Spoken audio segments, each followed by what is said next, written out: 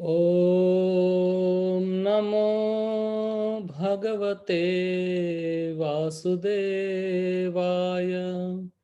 ॐ नमो भगवते वासुदेवाय। ॐ नमो भगवते वासुदेवाय। ॐ अज्ञानतिमिरान्धस्य ज्ञानाञ्जनशलाकया चक्षुरुन्मिलितं येन तस्मै श्रीगुरवे नमः। श्रीचैतन्यमनोभीष्टं स्थापितं येन भूतले स्वयं रूप कदा मह्यं ददाति स्वपदान्तिकम्। वन्देऽहं श्रीगुरौ श्रीयुतापदकमलं श्रीगुरून् वैष्णवांश्च। श्रीरूपं साग्रजातान् सहगण रघुनाथान्वितं तं सजीवं साद्वैतं सावधूतं परिजनसहितं कृष्णचैतन्यदेवं श्रीराधा कृष्णपादान्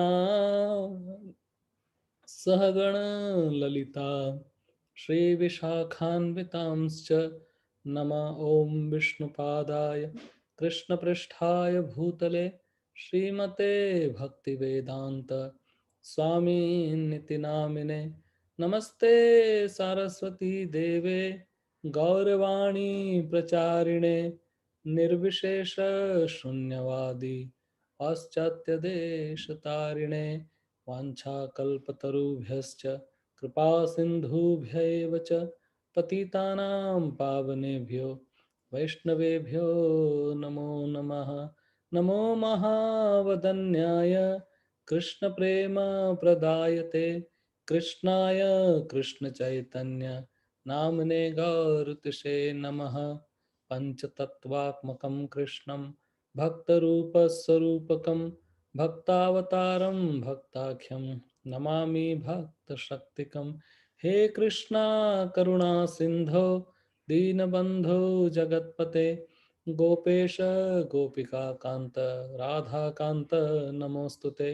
तप्त कांचन गौरांगी राधे वृंदावनेश्वरी वृषभानुसुते देवी प्रणमामि हरिप्रिये।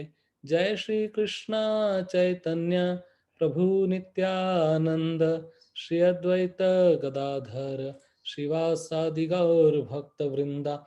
हरे कृष्णा कृष्ण कृष्णा हरे हरे, हरे राम राम राम हरे हरे।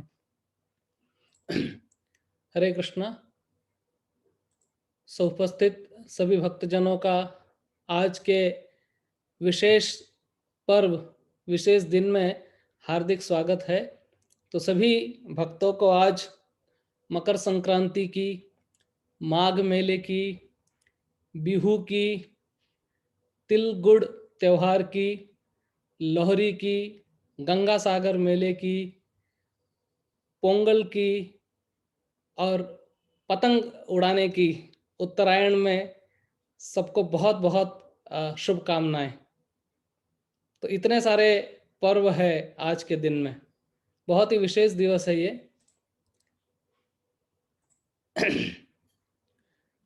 तो थोड़ा सा हम क्लास शुरू करने के पहले इसके बारे में चर्चा करेंगे और फिर हम इसको जैसे डिस्कशन भगवान हमारा आगे ले जाएंगे वैसे हम कोशिश करेंगे। तो बहुत सारे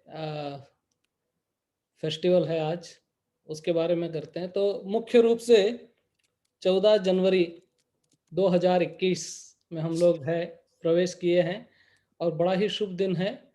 इस दिन सूर्य मकर राशि में प्रवेश करते हैं, इसके लिए इस दिन को कहते हैं मकर संक्रांति। सो संक्रांति का मतलब है संक्रमण या पेंडेमिक। संक्रमण का मतलब पेंडेमिक होता है। सो पेंडेमिक या एपिडेमिक जो है, लेकिन ये सूर्य जो प्रवेश करते हैं उस प्रवेश को संक्रमण कहते हैं। किसी को जब खींचा जाता है, या वहाँ पे जैसे बलदेव जी का एक नाम है संकर्षण। क्यों उनका नाम संकर्षण है? क्योंकि उनको देवकी के गर्भ से और रोहिणी के गर्भ में ट्रांसफर किया गया था, इसके लिए उनको संकर्षण कहते हैं। तो उसी तरह से संक्रांति, हाँ, और मकर अर्थात मकर राशि। तो हम जानते हैं कि हमारे 2 कैलेंडर होते हैं, सौर कैलेंडर, चंद्र कैलेंडर, और 12 राशियां होती है। तो जब भी सूर्य किसी भी राशि में प्रवेश करता है तो उसे संक्रांति कहते हैं। तो हमारी कितनी संक्रांति होनी चाहिए? हमारी 12 संक्रांति होनी चाहिए, है क्या नहीं? क्योंकि 12 राशियां है, सूर्य हर राशि में हर महीने प्रवेश करेगा, तो 12 संक्रांति होता है। लेकिन मुख्य रूप से 4 संक्रांति है, वो बहुत विशेष मानी जाती है हमारे पंचांग के अनुसार, और वह है मेष संक्रांति, कर्क संक्रांति, तुला संक्रांति और मकर संक्रांति। अर्थात जब सूर्य मेष राशि में, कर्क राशि में, तुला राशि में और मकर राशि में प्रविष्ट होता है, तो उस क्षण को ये संक्रांति कहा जाता है। तो इसीलिए इसका बड़ा विशेष महत्व है। हाँ, और सूर्य का बहुत बड़ा महत्व है। आज हम देखेंगे, थोड़ा सूर्य के बारे में भी चर्चा करेंगे, जैसे जैसे टाइम मिलेगा। I have not planned anything, everything is scattered, but we will see how it actually gets accumulated. तो हम कोशिश करेंगे बात करने की। तो सूर्य वैसे तो बहुत राशियों में प्रवेश करता है, लेकिन इस राशि की क्या खास बात है? क्योंकि इस राशि में सूर्य उत्तरायण होते हैं। हाँ, उत्तर दिशा की ओर या उत्तर में प्रवेश करते हैं वो। अब तक 6 महीने तक दक्षिणायन चलते हैं और 6 महीने उत्तरायण चलते हैं। और आपको मैं बता दूं कि उस उत्तरायण की विशेषता जो है, एक सेकंड ना, उत्तरायण की जो विशेषता है ये हमारे कई शास्त्रों में लिखी हुई है। और ये भगवत गीता जिसका हम रोज पाठ करते हैं, हाँ, इस भगवत गीता के अंदर भी भगवान उत्तरायण के बारे में कहते हैं, वो भी हम चर्चा करेंगे। मैंने साइड में गीता रखी है कि हम इसके बारे में भी चर्चा करेंगे कि गीता में भी भगवान उत्तरायण के बारे में कहे हैं। भागवत के अंदर उत्तरायण के बारे में चर्चा आती है, और अन्य कई शास्त्र है। ब्रह्म संहिता के बारे में, उत्तरायण तो नहीं लेकिन सूर्य के बारे में ब्रह्मा जी बताते हैं। तो बहुत अलग अलग, तो इसका विशेष महत्व इसलिए है कि सूर्य जो है वो उत्तरायण होते हैं, उत्तरायण में जाते हैं। और आप लोग ऑब्वियसली जानते रहेंगे कुछ कुछ बातें के, जैसे बहुत इम्पॉर्टेंट पर्व जो है वो इस मकर संक्रांति के दिन है। लेकिन भीष्म पितामह जिसको इच्छा मृत्यु का वरदान प्राप्त था, हाँ, हम में से कोई भी ऐसा नहीं है इस दुनिया के अंदर जिसको इच्छा मृत्यु का वरदान प्राप्त हो। भगवान गीता में ये सिद्धांत कहते हैं, जातस्य ही ध्रुव मृत्युर, अर्थात जिसने जन्म लिया है उसकी मृत्यु निश्चित है। सो बर्थडे का डेफिनेशन मैं आपको बताता हूं, बर्थडे और द बर्थ का डेफिनेशन बताता हूं। The definition of birth means that a person has started his journey towards death. जन्म का मतलब है कि एक व्यक्ति ने अपने मरने की जो तिथि है उसके तरफ कदम बढ़ा लिया है। एनीवे, तो जातस्य ही ध्रुव मृत्यु, लेकिन ये भीष्म पितामह एक ऐसे व्यक्तित्व हैं जिनको इच्छा मृत्यु का वरदान प्राप्त था। और उस इच्छा मृत्यु के वरदान की वजह से वो चाहते तो कभी ना मरते, कभी भी वो देह त्याग नहीं करते हैं। लेकिन ऑब्वियसली भगवान का ये वचन जो है वो सत्य है। तो किसी को चाहे 50 साल जीने मिले, किसी को 100, किसी को 150, किसी को 450, किसी को 1000, लेकिन हर किसी को इस दुनिया को छोड़ के जाना है। देयर यूज्ड टू बी ए लोमस ऋषि। लोमस ऋषि को एक वरदान प्राप्त हुआ था कि ब्रह्मा जी के एक दिन में उनके शरीर से एक बाल गिरेगा, और उनके शरीर पे बहुत सारे बाल थे, और सब सारे बाल झड़ जाएंगे तब उनकी मृत्यु होगी। अब सोचो, ब्रह्मा जी का जो एक दिन, अभी गीता के अंदर 8वें अध्याय में भगवान बताते हैं कि हमारे करोड़ों करोड़ों दिन जो होते हैं, वर्ष होते हैं, वो ब्रह्मा जी का केवल एक दिन होता है। तो उनकी भी मृत्यु थी, लोमस ऋषि की। तो भीष्म पितामह ने अपने देह का त्याग आज के दिन, मकर संक्रांति के दिन किया था, क्योंकि वह सूर्य को उत्तरायण में प्रवेश करने के लिए वेट कर रहे थे। और भारत के अंदर, और अब तो पूरे संसार में, इस दिन का बहुत विशेष महत्व है। हम लोग एनीवे वैसे गौड़ीय संप्रदाय में आते हैं, ब्रह्म मध्व गौड़ीय संप्रदाय में। तो आप जानते हैं कि 4 संप्रदाय है, और ब्रह्म संप्रदाय, श्री संप्रदाय, रुद्र संप्रदाय और कुमार संप्रदाय। और मुख्य रूप से हमारे ब्रह्म मध्व गौड़ीय संप्रदाय में हमारे लिए जो विशेष महत्व के पर्व है वो है जन्माष्टमी और गौर पूर्णिमा ना, मुख्य रूप से। वैसे तो बहुत सारे हम रामनवमी भी मनाते हैं, राधा अष्टमी हमारा सबसे इम्पोर्टेंट पर्व है, लेकिन वो इंटरनल डिवोटीज के लिए, पब्लिक के लिए गौर पूर्णिमा और जन्माष्टमी है। राधा अष्टमी, नरसिंह चतुर्दशी, वामन जयंती, ऐसे बहुत सारे हमारे अनेकानेक पर्व है जो आते हैं। और हर दिन, हर क्षण, हर लगभग कई महीनों में हमारे इतने सारे पर्व होते हैं। और एक डिवोटी के लिए every day is a festival. इसको बोलते हैं मनसो महोत्सव। भागवतम बताता है कि भक्त के लिए हर दिन जो शुरू होता है वो एक महोत्सव के समान है। और भगवान का जो धाम है और भगवान के साथ में जो जो क्रिया होती है, कथा गानम नाट्यम गमन अपि वंशी प्रिय सखी। कथा गानम नाट्यम अर्थात कि जो बोलते हैं वो कथा होती है। जो जो जो कुछ बोलते हैं वो गायन, गान की तरह, कथा गानम नाट्यम। और एक कोई पग रखता है तो वो नृत्य के समान होता है। तो इस प्रकार से होता है। लेकिन भारत में अलग अलग प्रांतों में, अलग अलग जगह पे इस दिन को अलग अलग नाम से जानते हैं, अलग अलग पर्व से जानते हैं। जैसे मैंने आपको स्टार्ट में ही विश किया, तो जैसे हम एक एक जगह पे जाते हैं, तो कहीं कहीं पे इसको मकर संक्रांति कहते हैं, कहीं कहीं पे इसको उत्तरायण कहते हैं, कहीं पे इसको खिचड़ी पर्व कहते हैं कहीं पे इसको गंगा मेला, माघ मेला कहते हैं, कहीं पे इसको गंगा सागर मेला कहते हैं, कहीं पे इसको लोहरी कहते हैं, तो कहीं पे इसको पतंग का उत्सव कहते हैं। तो ऐसे अलग अलग है। तो मुख्य रूप से गंगा तट पर, गंगा के किनारे रहने वाले जो लोग हैं वो इसको माघ मेले के नाम से जानते हैं। तो प्रयाग में आज के दिन बहुत विशेष रूप से बहुत लोग जमा होते हैं। और वहां पर, और सुबह सुबह त्रिवेणी में, प्रयाग में, गंगा जमुना सरस्वती के इस संगम पे, वहां पे स्नान करते हैं। तो आज के दिन स्नान का, तप का और दान का बड़ा महत्व है। मुझे याद दिलाना, हम थोड़ा इसके बारे में भी आगे थोड़ा डिस्कस करेंगे। तो जो गंगा के तट पे रहते हैं, गंगा किनारे वाले, वो सब इसको माघ मेले के रूप में मनाते हैं। और यूपी में, उत्तर प्रदेश में इसको दान पर्व के रूप में मनाते हैं, जिसमें दान के बारे में बहुत बड़ी महिमा की गई है। तो हम थोड़ा इसको और डिस्कस करेंगे आगे ले जाके। बिहार में इसको खिचड़ी पर्व कहते हैं, जहाँ पर लोग खिचड़ी खाते हैं आज के दिन। इंडियन बहुत जगह, हम बॉम्बे में, तो बॉम्बे में भी लोग खिचड़ी खाते हैं, और बहुत अलग अलग। तो दाल चावल और खिचड़ी का उत्सव मनाया जाता है, लोगों को खिचड़ी खिलाई जाती है, बांटी जाती है। और मुझे याद है जब मैं बम्बई में था, तो सुबह सुबह 7 बजे सूरज निकलते ही हमारा भी उत्तरायण शुरू हो जाता था। मैं पतंग लेके चले जाता था उड़ाने के लिए, और सुबह 7 बजे से लेके शाम के 7 बजे तक पतंग उड़ाता था मैं, 12 घंटा। और बीच में मेरी मम्मी वो खिचड़ी बना के लेके आती थी, और पतंग उड़ाते उड़ाते हम खिचड़ी खाते थे खड़े खड़े। मतलब एनीवे, तो इस प्रकार का था। तो खिचड़ी पर्व कहते हैं।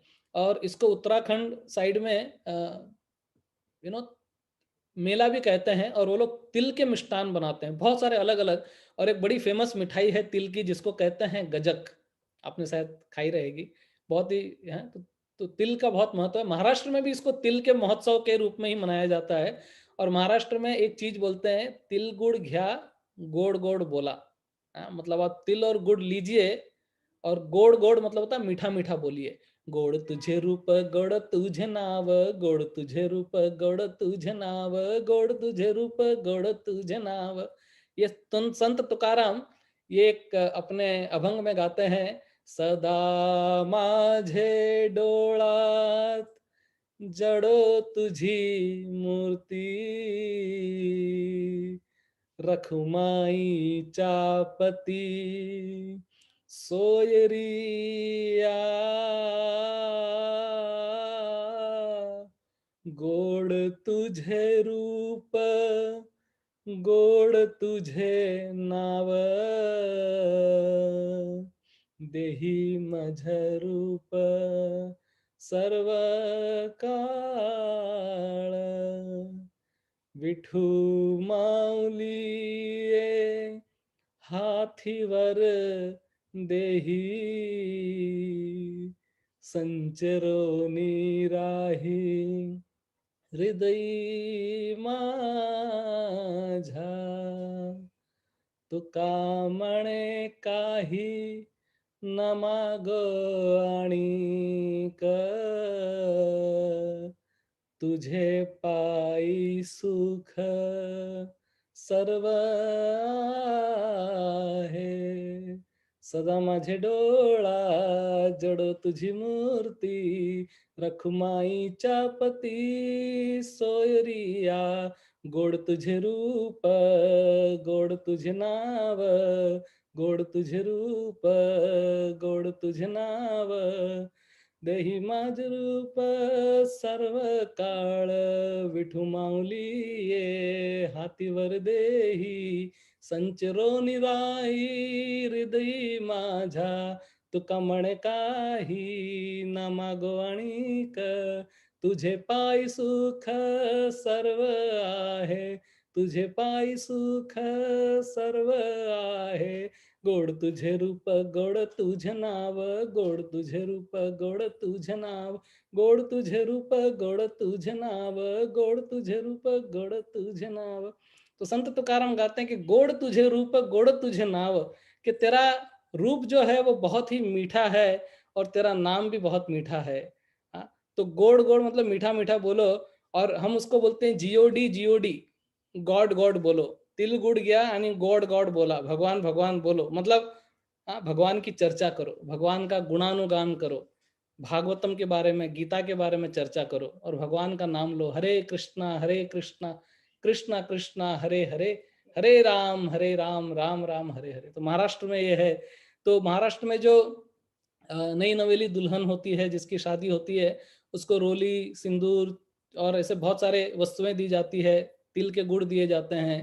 बहुत कल मेरी मम्मी ने भी भगवान जगन्नाथ जी के लिए बहुत विशेष रूप से तिल के लड्डू बनाए। और पंजाब में इसको लोहड़ी के रूप में कहते हैं। और हाँ, और मालपुआ भी बनाया। वो मेरी मम्मी बोल रही है बैठी बाजू में, मालपुआ। मैंने कहा यस, जगन्नाथ के लिए मालपुआ भी बनाया था। तो वहाँ पर अग्नि प्रकट करके और उसके और चारों ओर कीर्तन करते हैं, भांगड़ा करते हैं और वो सब होता है।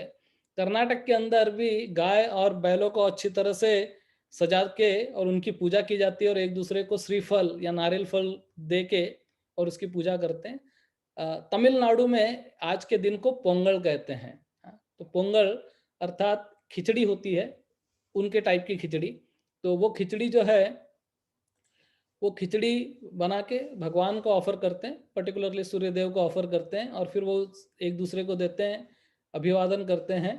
और आसाम में इसको बिहू बिहू के रूप में मनाते हैं और गुजरात में पतंग उड़ाते हैं। हम भी बहुत पतंग उड़ाया करते थे। इंडीड भगवान श्री कृष्ण ने पतंग उड़ाई, ऐसा उल्लेख आता है कि एक बार अर्जुन और कृष्ण दोनों द्वारिका में अपने द्वारका के महल पे भगवान श्री कृष्ण स्वयं पतंग उड़ा रहे थे। और वो पतंग उड़ा रहे थे, अर्जुन फिरकी पकड़ के खड़ा था भगवान की, और भगवान पतंग उड़ा रहे थे। तो पतंग से भी हमको बहुत सारी शिक्षाएं मिलती है। तो अर्जुन ने कृष्ण से कहा कि देखो कृष्ण, तुमने पतंग तो इतनी ऊपर उड़ाई है और ये पतंग जो है वो बहुत स्थिर है और तुमने उसको पकड़ के रखा है। हाँ, वो और भी आगे जा सकती है, अगर इसको छोड़ दोगे तो और आगे चली जाएगी। तो भगवान कृष्ण अर्जुन को एक संदेश, एक शिक्षा देना चाहते थे, तो उन्होंने उस पतंग को छोड़ दिया, मांझा तोड़ दिया, तो पतंग और ऊपर चली गई आसमान में। ऐसा होता है ना, जब पतंग कट जाती है तो बहुत और ऊपर हवा के वेग से और ऊपर उड़ते जाती है और ऊपर उड़ते जाती है। ना कोई उमंग है, ना कोई तरंग है, ये जिंदगी है क्या, एक कटी पतंग है। तो कटी पतंग की तरह उड़ के जाती है, लेकिन बाद में फिर वो धीरे धीरे धीरे धीरे आके जमीन पे अल्टीमेटली गिर जाती है। तो कृष्ण ने अर्जुन को कहा कि देखो, जब तक मैंने इसको पकड़ के रखा था ये हवा में थी, स्थिर थी, और जैसे ही भगवान ने उसको छोड़ दिया, वो पतंग थोड़ी देर के लिए ऊपर गई, लेकिन नीचे गिर गई। तो ये जो डोर है, वो गुरु है, जो भगवान के साथ बंधे हुए हैं। और गुरु हमको भगवान के साथ में, हम पतंग है, गुरु हमारी डोर है, और वो हमारी डोर दीनानाथ के हाथ में है। जिंदगी की डोर सौंप हाथ दीनानाथ के, महलों में राखे चाहे झोपड़ी में वास दे। सीताराम सीताराम सीताराम कहिए, जाही विधि राखे राम, ताही विधि रहिए। ये बहुत मस्त भजन है ये। तो जिंदगी की डोर सौंप हाथ दीनानाथ के, तो अपने डोर जो है अपने गुरु के हाथ में, और अब भगवान के हाथ में छोड़ देनी चाहिए। नहीं तो कई बार हमको भी फ्री होने की बड़ी इच्छा होती है, हम लिबरेट होना चाहते हैं, तो थोड़ी देर के लिए ऊपर जाते हैं, फिर जाके नीचे गिर जाएंगे। तो नहीं, ये पतंग हमको सिखाता है कि क्या ऐसा होना चाहिए। तो गुजरात में पतंग के रूप में इसको उड़ाते हैं। तो ऐसे बहुत सारे अलग अलग फेस्टिवल है। और ऑब्वियसली महाराष्ट्र, बॉम्बे में तो सब खिचड़ी है, हर अलग अलग प्रांत से लोग आते हैं, तो हर तरह के फेस्टिवल मनते हैं। तो हम भी वहाँ पे तिल गुड़ या गोड़ गोड़ बोला सीख गए वहाँ पे रह के। तो ये गोड़ गोड़ बोलना ना बहुत इंपॉर्टेंट है, दोनों तरफ से मैं आपको बताता हूँ। एक जीओडी, जीओडी गॉड गॉड भी बहुत जरूरी है, अर्थात गीता भागवत बहुत जरूरी है। उसका पाठ करना, उसका पठन करना, उसको अपने जीवन में उतारना। और दूसरा, मीठा बोलना भी बहुत जरूरी है। इस दुनिया के अंदर एक बार बिरबल से अकबर ने पूछा था कि इस दुनिया में सबसे इंपॉर्टेंट चीज क्या है। तो उन्होंने कहा मीठे शब्द, मधुर शब्द जो है वो बहुत जरूरी है। तो उन्होंने कहा कि नहीं, मैं नहीं मानता। तो बिरबल ने कहा मैं प्रूव करके तुमको बता सकता हूँ। तो एनीवे, एक बार अकबर की बेटी के यहाँ पे कोई कोई पार्टी थी, और उस दावत में बिरबल को बुलाया गया। और बिरबल वहाँ पे, या तो उल्टा था, आई थिंक बिरबल के घर पे उसने पार्टी रखी और अकबर की बेटी को बुलाया, और बहुत सारी चीज़ें उसको परोसी। तो उसके अंदर बहुत सारी मिठाइयाँ और अलग अलग प्रकार के व्यंजन और बहुत सब कुछ दिया। और वो खा रही थी, उसको बड़ा अच्छा लगा। लेकिन ऑब्वियसली एक पेट की भी एक सीमा है, व्यक्ति कितना खा सकता है। पेट भर जाता है तो ज़्यादा नहीं खा पाई वो। तो वो खा रही थी। तो बिरबल ने काफ़ी उसकी पहले तारीफ भी की और बहुत कुछ किया, बड़ी प्रसन्न हो गई। और बिरबल को बहुत सारा इनाम इनाम देने की घोषणा कर दी। और उसके बाद में जब परोस रहा था बिरबल, तो उसने बोला कि नहीं नहीं, अभी नहीं खा सकती। तो बिरबल ने कहा, अरे खा ले, तेरे बाप का क्या जाता है। हाँ, ऐसा करके बोला। और इतना गुस्सा हो गई, बोला इसको जेल में डाल दो, इसको फांसी पे लटका दो। तब जाके अकबर को समझ में आया कि हाँ, ये बोलना होता है वो कितना इम्पोर्टेंट होता है। तो वाणी जो है ये बहुत ही एक विशेष, भगवान ने हमारे को ये चीज दी है। तो ये जोड़ भी सकती है, तोड़ भी सकती है, और पता नहीं क्या क्या कर सकती है। तो वाणी के बहुत बहुत गुण बताए गए हैं शास्त्रों में। हाँ, 4 गुण है, शिष्टम, सारम, मीतम और मधु। ऐसे बताते हैं कि शिष्टम अर्थात बहुत शिष्टाचार से, विनय से अगर कोई बात करे तो वाणी जो है वो बहुत बहुत अच्छा उसको लगता है। फिर सारम, सारम का मतलब होता है कि शॉर्टकट में बोलने का। शॉर्टकट मतलब it should be in essence. Prabhupada ji कहते हैं कि I think I don't exactly remember the sentence, but कहीं I think Nectar of Instruction में वो लिखते हैं कि eloquence is the truth presented in a very short word, something like this, I don't exactly remember, मैं ढूंढ के आपको व्हाट्सएप पे भेज दूंगा ये।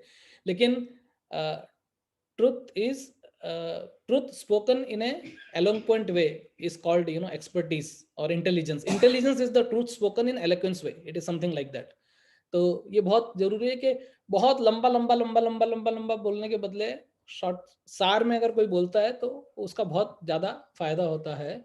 और मीतम, मीत का मतलब भी सेम ही होता है कि शॉर्ट में। और मधु, मधु मतलब होता है कि बहुत मीठा, मीठा। तो कई कभी कभी क्या है कि एक वो ट्रिपल फिल्टर टेस्ट के बारे में शायद आपने सुना रहेगा।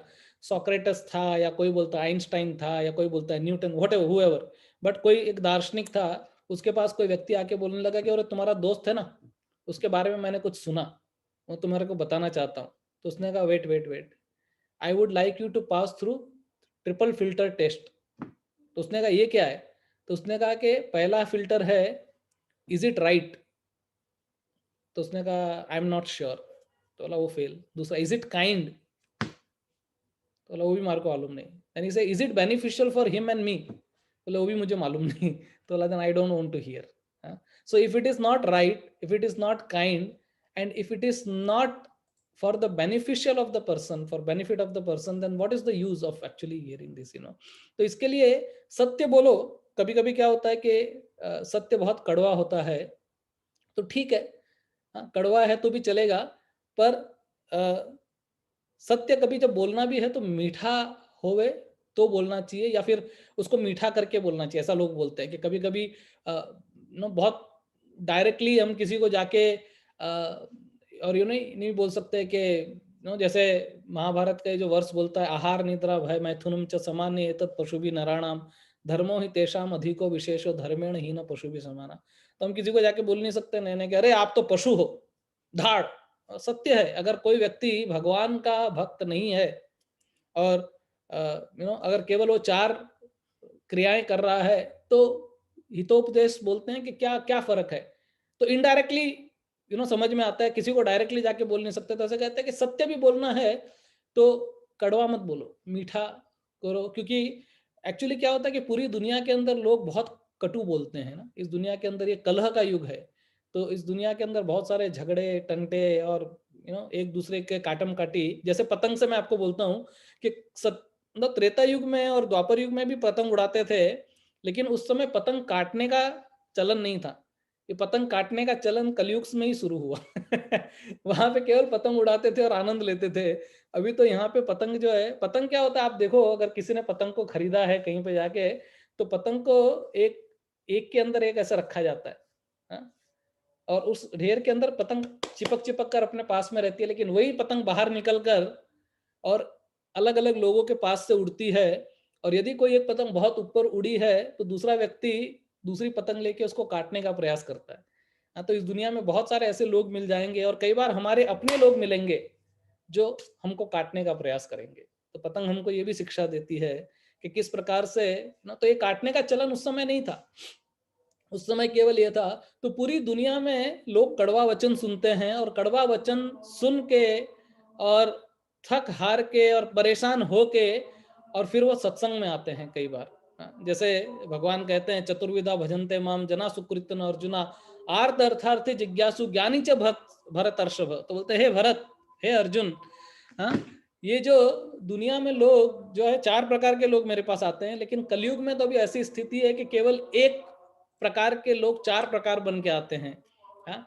और वो है आर्त आर्त आर्त और आर्त। दैट मीन्स दुखी दुखी दुखी दुखी लोग ही आते हैं। बहुत ऐसे कम लोग होते हैं जो ज्ञानी है जो भगवान के पास आते हैं। बहुत ऐसे कम लोग हैं जो इंक्विजिटिव है और भगवान के पास आते हैं, हाँ? अर्थार्थी बहुत आते हैं डेफिनेटली, और आर्त जो है बहुत आते हैं। तो पूरी दुनिया से तड़प तड़प के लोग जो है वो सत्संग में आते हैं।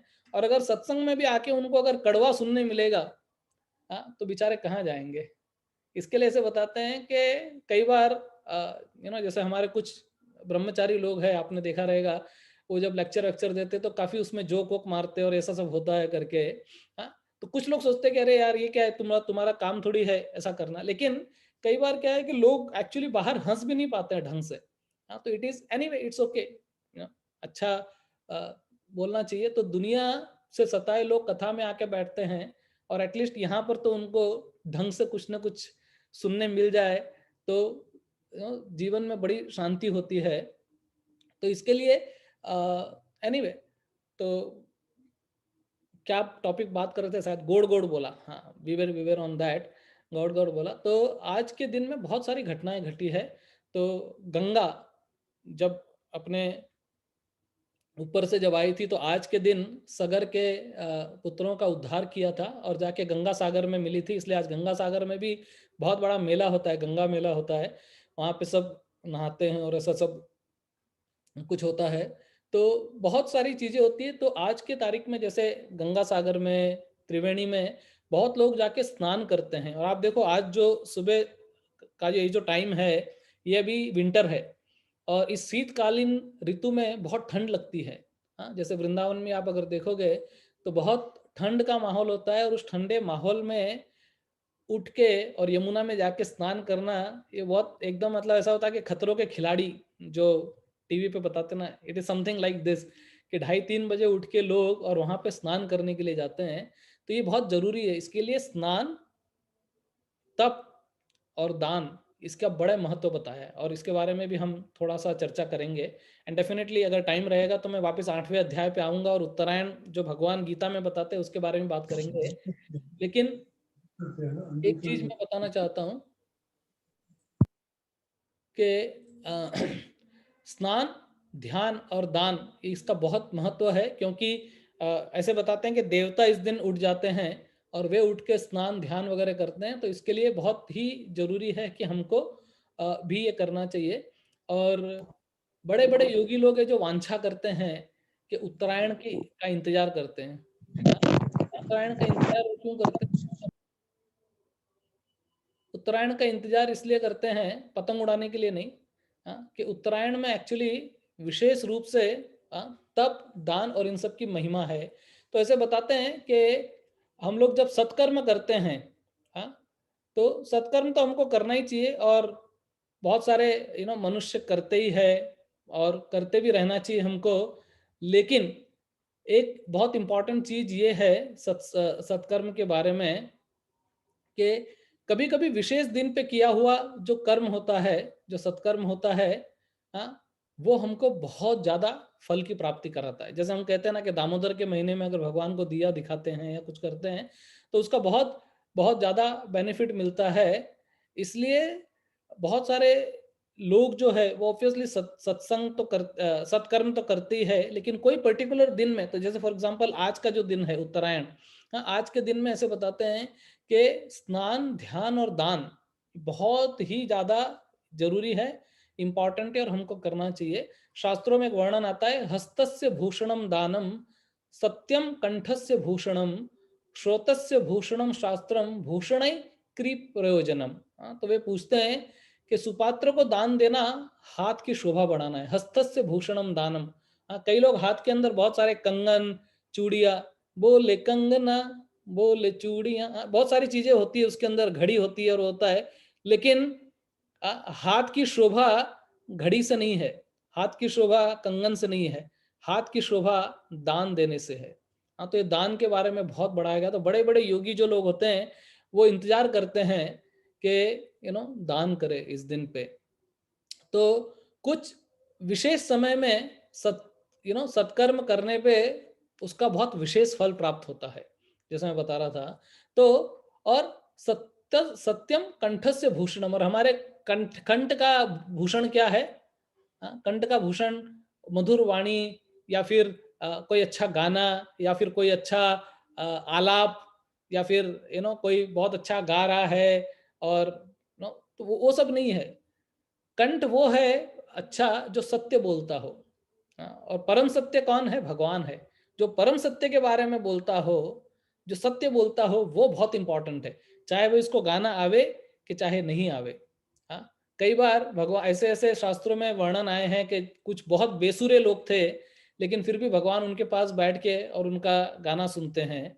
और कई सुरीले लोग हैं, वो भगवान को रिझा नहीं पाते हैं। तो मतलब कहने का तात्पर्य है कि हाथ की शोभा दान देने से है, कंठ की शोभा भगवान मतलब सत्य बोलने से है, और सत्य से आश्रय है परम सत्य। परम सत्य के बारे में अगर हम बोलेंगे तो वो बहुत ही इंपॉर्टेंट है, और वो हमको बोलना चाहिए। फिर कहते हैं श्रोतस्य भूषणम शास्त्रम, जो श्रोता है उसका भूषण क्या है? शास्त्र है। शास्त्र पढ़ने चाहिए, शास्त्र सुनने चाहिए। और इसी तरह से बताते हैं कि अगर आप धाम में भी जब जाते हो और केवल धाम में घूम के और आचमन करके अगर आप आ जाते हो, तो उसका भी कोई फायदा नहीं है उतना जितना कि आप वहां पर बैठ के और किसी से शास्त्र सुनो।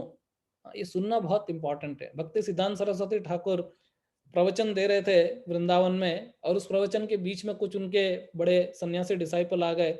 उन्होंने पूछा कहाँ थे आप? तो उन्होंने कहा कि हम स्थानीय मंदिरों के दर्शन कर रहे थे शिला प्रभुपाद। तो उन्होंने कहा कि अपने आध्यात्मिक गुरु का श्रीमद् भागवतम पर दिए जाने वाला प्रवचन छोड़ के मंदिरों में दर्शन करने जाना समय की बर्बादी करना है। और उन्होंने कहा कि मैं फिर से दोहराता हूं, कान खोल दीजिए ताकि आप स्पष्ट रूप से देख सकें। Open your year so that you can see. So that is very very important कि शास्त्रों के बारे में पढ़ना है। हाँ, अदरवाइज भूषणम की प्रयोजनम, वो कहते हैं कि ये भूषण की क्या वैल्यू है? मंडनम लोक रंजनम, ऐसे बताते हैं कि मरे हुए व्यक्ति के ऊपर अगर कोई सोना, चांदी, गहने अगर वो पहनाता है, डेकोरेट करता है, तो मृत शरीर की क्या वैल्यू है? हाँ, उसका कोई वैल्यू नहीं है। वो खाली लोक रंजनम, मंडनम लोक रंजनम। हाँ, जातस्य जप तप अप्राणस्य अदेयस्य, तो हरि का जो नाम है, हरि का स्मरण जो है, वो हमको करना चाहिए। तो अपने हाथ में कंगन, अंगूठी, घड़ी, या फिर उसको क्या बोलते हैं वो भाई साहब जो पहनता है वो, नाम याद नहीं आ रहा मेरे को, ब्रेसलेट। ब्रेसलेट। ब्रेसलेट, मैंने बताया ब्रेसलेट जो है, ब्रेसलेट से हाथों की शोभा नहीं है। हाँ, हाथों की शोभा है कि किस प्रकार से कौन दान करता है, और दान का इतना महत्व बताया गया है कि मैं आपको क्या बताऊं कि बहुत ही इम्पोर्टेंट चीज ऐसे बताते हैं कि हमारे 3 कैटेगरी के लोग हैं। हाँ, एक है सुर, एक है असुर। तो एनीवे, जिसका सुर भगवान के सुर के साथ मिलता है वो है सुर अर्थात देवता। जिसका सुर भगवान के सुर के साथ नहीं मिलता उसको असुर कहते हैं। जिसका सुर नहीं है। और तीसरा भी एक प्राणी होता है जिसको ससुर कहते हैं। एनीवे, तो 3 प्रकार के लोग होते हैं। तो एक है देवता, एक है दानव और एक है मनुष्य। ये 3 प्रकार के लोग हैं। तो ये 3 प्रकार के लोग सृष्टि के आरंभ में ब्रह्मा जी के पास गए और ब्रह्मा जी से उन्होंने वरदान मांगा। उन्होंने कहा कि ब्रह्मा जी हमको आप कुछ दीजिए, सृष्टि के आरंभ में, निर्माण में दीजिए। तो ब्रह्मा जी ने कहा द द द, और बोला आउट, चले जाओ। क्या बोला? द द द और द, तीनों को एक ही शब्द बोला द, और एक द शब्द का 3 अलग अलग अर्थ है। हाँ, तो जब ब्रह्मा जी ने क्योंकि उन लोगों को समझ में नहीं आ रहा था कि ये सृष्टि का निर्माण क्यों हुआ, ब्रह्मा जी आपने क्यों किया। एक्चुअली ब्रह्मा जी तो सेकेंडरी क्रिएटर है, प्राइमरी क्रिएटर इज कृष्ण। इसलिए भागवत के अंदर 10 सब्जेक्ट मैटर का डिस्कशन हुआ है। हाँ, अत्र सर्ग विसर्ग च स्थानम पोषणम उतय मनवंतर ईशानो कथा मुक्ति निरोध आश्रय। तो उसमें सर्ग मतलब प्राइमरी क्रिएशन, विसर्ग मतलब सेकेंडरी क्रिएशन। ब्रह्मा जी ने जब बनाया तो उन्होंने जाके ब्रह्मा जी से पूछा रहेगा कि दुनिया बनाने वाले का तेरे मन में समाई, तूने काहे को दुनिया बनाई, हाँ क्यों बनाई बताओ जरा मुझे, तो इसका पर्पस क्या है, हमको क्या करना चाहिए। तो उन्होंने कहा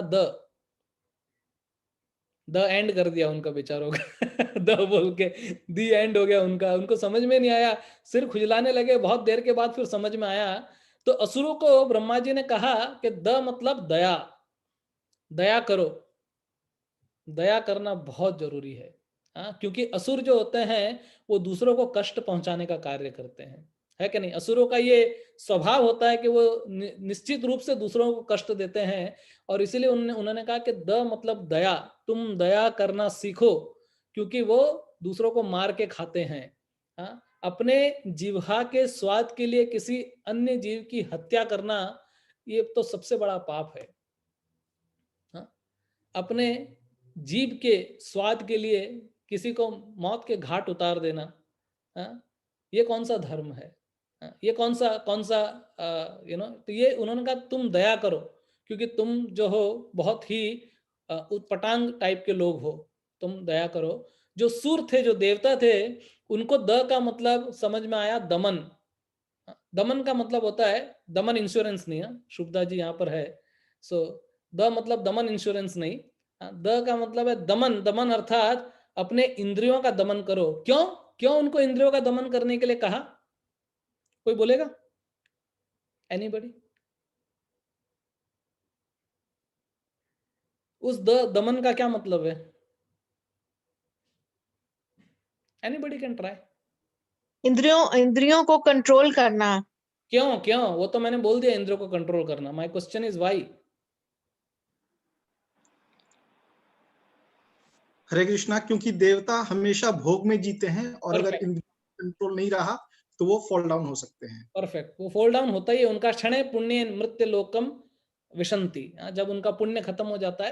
लेकिन वो बहुत भोग विलास में लगे रहते हैं। उनकी इंद्रिया जो होती है वो बहुत ज्यादा भोग में लिप्त होती है। और इसके लिए सोमरस, आपने देखा रहेगा, पिक्चर में बताते हैं सोमरस, अप्सरा डांस कर रही है, सोमरस चल रहा है, वो सब वहां पे बड़ा चलते रहता है। तो उन्होंने कहा दमन, द मतलब दमन। और मनुष्य को द कहा, आपको समझ में आ गया रहेगा, मैंने पहले ही बता दिया है। तो ये द कौन सा है मनुष्य के लिए? मनुष्य दान करो।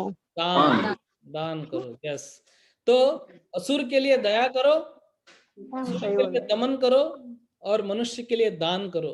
तो ये दान जो है वो बहुत ही इंपॉर्टेंट है। हाँ, तो मनुष्य के लिए एनीवे, मैं आपको अभी ये बात निकली है तो मैं इस टॉपिक को यहाँ पे कर समेट के फिर आगे बढ़ता हूँ और दूसरे दूसरे टॉपिक पे जाता हूँ। लेकिन दान बहुत जरूरी है। तो आई डोंट नो आप में से कितने लोगों ने आज दान किया होगा, आई एम श्योर बहुत लोगों ने किया रहेगा, लेकिन करना चाहिए। और पर्टिकुलरली गृहस्थ जीवन का ये एक धर्म है। चैरिटी जो है वो बहुत ही इंपॉर्टेंट है। और उससे भी इंपॉर्टेंट है कहाँ पे करना। ऐसा नहीं है कि हर कहीं उठा के और हर अरे गरे नथु खैरे को दान दे दिया जाए। दान भी एक पात्र को देना चाहिए। हाँ, और सबसे अच्छा पात्र तो भक्त से बड़ा कोई हो ही नहीं सकता। जो भगवान के प्रचार कार्य में लगा है, हाँ, उसको दान देना चाहिए। हाँ, अभी आप ये लोग मत समझना कि मैं अपने लिए दान मांग रहा हूँ, मेरे को जरूरत नहीं है। I don't even charge for my Gita class, but I am just saying that anybody, I am referring to Srila Prabhupada basically, और devotees like this, that who actually, तो ये बहुत जरूरी है और ये बहुत इंपॉर्टेंट है। मकर संक्रांति के दिन ऐसे बताते हैं पर्टिकुलरली हमको दान करना चाहिए। और मेरे last Saturday Bhagavad Gita class में मैंने ऐसी ऑफलाइन मेंशन किया था, भागवतम चैंटिंग के बाद के जो सेशन में मैंने डिस्कस किया था कि इस्कॉन डिजायर ट्री जो है ये बहुत उत्तम कार्य कर रहा है। पूरी दुनिया के अंदर लाखों करोड़ों लेक्चर पूरी दुनिया को सुनने मिलते हैं। तो we should actually do something. तो anybody who is interested can please write to me separately on WhatsApp. But खाली क्योंकि चैरिटी बिगिंस एट होम और ये मेरा परिवार ही है, आप सब लोग कोई बाहर के नहीं है, तो आज मैंने भी, किशोरी का बर्थडे आ रहा है, उसके बर्थडे के ओकेजन पे we actually made some contribution there, so that पहले मैं करूँ वो गांधी जी की तरह कि गुड़ खाना छोड़ दो, नहीं पहले मैं ही खुद गुड़ खा रहा हूँ। तो I tried whatever I could actually to my best capacity, and then I am requesting anyway, so this is very very important. तो दान जो है वो बहुत इंपॉर्टेंट है, और इस दुनिया में दान करना भी बहुत आसान काम नहीं है। मैं आपको बता देता हूँ, it's very very difficult, very very difficult. और हमने तो ऐसे ऐसे दानी लोग देखे हैं कि कभी कभी हमारे मंदिर के जब दान पात्र खुलते हैं तो हमको समझ में आता है कि दुनिया में कैसे दानी लोग भरे हुए हैं। एक माता जी थी, एक महिला थी, उसके पास फटी हुई 10 की नोट आई, तो उसने सोचा कि चलो ये 10 की नोट जो है वो मैं सब्जी वाले को दे दूंगी। तो इंडिया में तो चलती नहीं है, तो सब्जी वाले के पास नहीं चली, उसने सोचा चलो दूध वाले को दे दूंगी, दूध वाले ने भी नोट नहीं ली। फिर वो कहीं और जाके अपना राशन की दुकान में चलाने की कोशिश की, वहीं पे भी नहीं चली। कहीं जब नहीं चली तो उसने सोचा कृष्णम अर्पणम वस्तु, जय हो नारायण, और वो लाके दान पेटी के अंदर डाल दी। कभी कभी ऐसा होता है। इस्कॉन को, मैं मजाक नहीं कर रहा हूँ, आप लोगों को शायद ऐसा लगेगा कि प्रभु जी कभी कभी ट्रैक से हट जाते हैं और ट्रैक से हट के बातें कर रहे हैं, लेकिन मैं आपको बताता हूँ कि इस दुनिया में कैसे कैसे दानी हुए हैं। हमारे को इस्कॉन में कभी कभी डोनेशन में ऐसी गाड़ियां मिली है, हाँ, कि जो आदमी चला चला के 100,000 किलोमीटर जब गाड़ी चल जाए और पूरा उसका इंजन जब जवाब देने लगे और ऐसा होए तो लोग उसको दान में दे देते हैं। हाँ, आप लोगों ने भी देखा रहेगा, अनुभव कर तो नहीं कहूंगा मैं, कि कभी जब भिखारी मांगने आता है तो हम लोग अपने कटरदान करदान के अंदर की रोटी, जो सबसे नीचे की जो रोटी होती है सूखी हुई, वो रोटी निकाल के उसको देते हैं। दान में कोई अच्छी वस्तुएं नहीं देता। हाँ, इसीलिए कई बड़े बड़े लोग जो है वो एक्चुअली मधुकरी पे रहते हैं, भिक्षा मांग के खाते हैं, वो एक अलग किस्सा है। एनीवे, तो बहुत बहुत इंपॉर्टेंट है। और कई बार ऐसा देखा गया कि जब भगवान के लिए कुछ करने की बात आती है तो हम लोग बहुत ज्यादा कंजूस हो जाते हैं, है कि नहीं? मैं एक जनरल बात बताता हूँ कि जैसे अभी यहाँ तो खैर भगवान के दया से लोगों के पास बड़े बड़े घर है, लेकिन जब नहीं भी होते हैं ऐसा, तो लोग क्या करते हैं कि अपने लिए 2-3 बेडरूम 2.5 बेडरूम का घर खरीदते हैं, बॉम्बे में या फिर हैदराबाद, बेंगलोर, कलकत्ता, जिधर भी हो, anyway I don't want to be specific, but और उसमें बड़ा हॉल बनाते हैं। उस बड़े हॉल के अंदर 52 इंच का टेलीविजन लेके आते हैं, जो मध्य में रखते हैं, सेंटर के अंदर जहाँ भगवान की जगह होनी चाहिए वहाँ पे टेलीविजन को लगाते हैं। उसके बाद पूरा इंटीरियर डेकोरेटर और इंटीरियर डिजाइनिंग करते हैं अपने घर का। और उसके बाद फिर सोचते हैं कि यार भगवान का भी तो मंदिर चाहिए हमारे को, तो दुकान में जाते हैं। जैसा मैंने देखा इधर अल आदिल एक दुकान है, आप जाके दर्शन कीजिएगा, इतने छोटे छोटे से मंदिर मिलते हैं वहाँ पे। वो मंदिर लेके आते हैं लोग, क्या करते हैं कि वो सोचते हैं कि हॉल में तो मैंने टीवी को रखा है और इंटीरियर डेकोरेटर की आइटम है सारी की सारी, यहाँ पे तो मैं कुछ कर नहीं सकता, बेडरूम में तो मैं रख नहीं सकता मंदिर को, वो मंदिर रखने की जगह है नहीं मेरी। हाँ, तो अभी क्या करूं? तो किचन मिलता है, तो किचन के अंदर एक दीवार के ऊपर कीले और हथौड़े से उस मंदिर को स्थापित कर दिया जाता है, वहाँ पे उसकी प्राण प्रतिष्ठा हो जाती है, और वहाँ पे हम लोग कुछ उसमें रख देते हैं, और सुबह सुबह एक अगरबत्ती और दिए का दिखा देते हैं, और दिन में 3 बार तड़का छौंक जो है वो भगवान को लग ही जाता है ऑटोमेटिकली। और कई बार लोग दिया लगाते हैं तो शुद्ध घी में नहीं लगाते हैं, डालडा घी में लगाते हैं, है कि नहीं? तो क्या भगवान देखते नहीं है क्या हमारे को? वो सोचेंगे कि यार तुम तो खाने के लिए घी मंगवा रहे हो, वो भी ऑर्गेनिक, कहाँ से, अलग अलग जगह से, पतंजलि से और यहाँ से आ रहा है, और हमारे लिए डालडा घी का दीपक। एनीवे, आई एम सॉरी, मैं कहीं भावों में बह गया। तो पर भगवान सब देखता है एक्चुअली। तो इसके लिए जब when it comes to give charity, okay, भगवान भी सब कुछ देखते हैं, और भगवान को दिया हुआ कभी खाली नहीं जाता। अरे अगर भगवान को कोई एक ईंट प्रदान करता है, भगवान उसके लिए इमारत खड़ी कर देते हैं। ऐसा भी हुआ। खैर हम लोग भगवान के पास उस विचार से नहीं जाते हैं, क्योंकि हमारा जो उद्देश्य है भगवान के पास जाने का, वो है सवै पुंसाम परो धर्मो यतो भक्तिर अधोक्षजे अहेतुकी अप्रतिहता यात्मासु प्रसिद्धति। That is the tall order which Bhagavatam gives to us, and that's we don't go to Krishna कि भाई तुमको 1 ईंट दूंगा तो तुम मुझे 10 ईंट वापस दोगे। नहीं, that is not basically the idea. Yes, नए नए जब कभी भक्ति में आते हैं तो उत्साह करने के लिए हम उनको बोल देते हैं कि 1 दिया जलाओ, 1000 दिए का तुमको फल मिलेगा, लेकिन that is actually not our main concern. कि ठीक है, कई बार ऐसा होगा, प्रभु जी 1 दिया क्या, हमारे सारे दिए जल गए और सारी पूंजी खत्म हो गई हमारी। मैं लेक्चर दे रहा था, भक्ति इज द बेस्ट इन्वेस्टमेंट। एक जन ने मुझसे पूछा, अरे प्रभु जी क्या बात कर रहे हो, जब से भक्ति में आया मेरे को ऐसा लगता है कि मेरा जो कैपिटल है वही पूरा खत्म हो गया, इरोड हो गया, कैपिटल ही चला गया मेरा, क्या बात कर रहे हो आप। तो एनीवे, तो तब एक और प्रश्न ऐसा किसी ने पूछा था, तो मैंने कहा भाई थोड़ा श्रद्धा रख भगवान पे। और फेथ का डेफिनेशन हमने बताया था, that faith means to believe something which you cannot see, and the reward is you ultimately see what you have believed. Working for God may not pay you well. Working for the God may not pay you well in this world, but his retirement plan are out of the world. I hope समझ में आया रहेगा। Working for the God may not pay you well, but his retirement plan is out of this world. वो सीधा कहाँ लेके जाएंगे, यद गत्वा न निवर्तन्ते तद्धाम परमम मम। Anyway, so this is very important. तो असुर के लिए दया, सुर के लिए दमन और मनुष्य के लिए दान, ये बहुत ही जरूरी है। तो करना चाहिए, जितना हो सके उतना हमको करना चाहिए। और इसके लिए बड़े बड़े योगी भी ये उत्तरायण को देखते हैं, जिसमें सूर्य जो है वो मकर राशि में प्रवेश करता है। और सूर्य कौन है? सूर्य कौन है? चलो कोई मुझे बताएगा, हु इज सन गॉड? चलो let us have some discussion. बोलिए। विवस्वान प्रभु जी।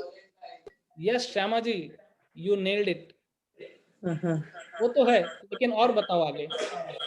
वो यमुना देवी और यमराज के पिताजी हैं, और उनकी वाइफ का नाम उषा है, I think, I am not sure.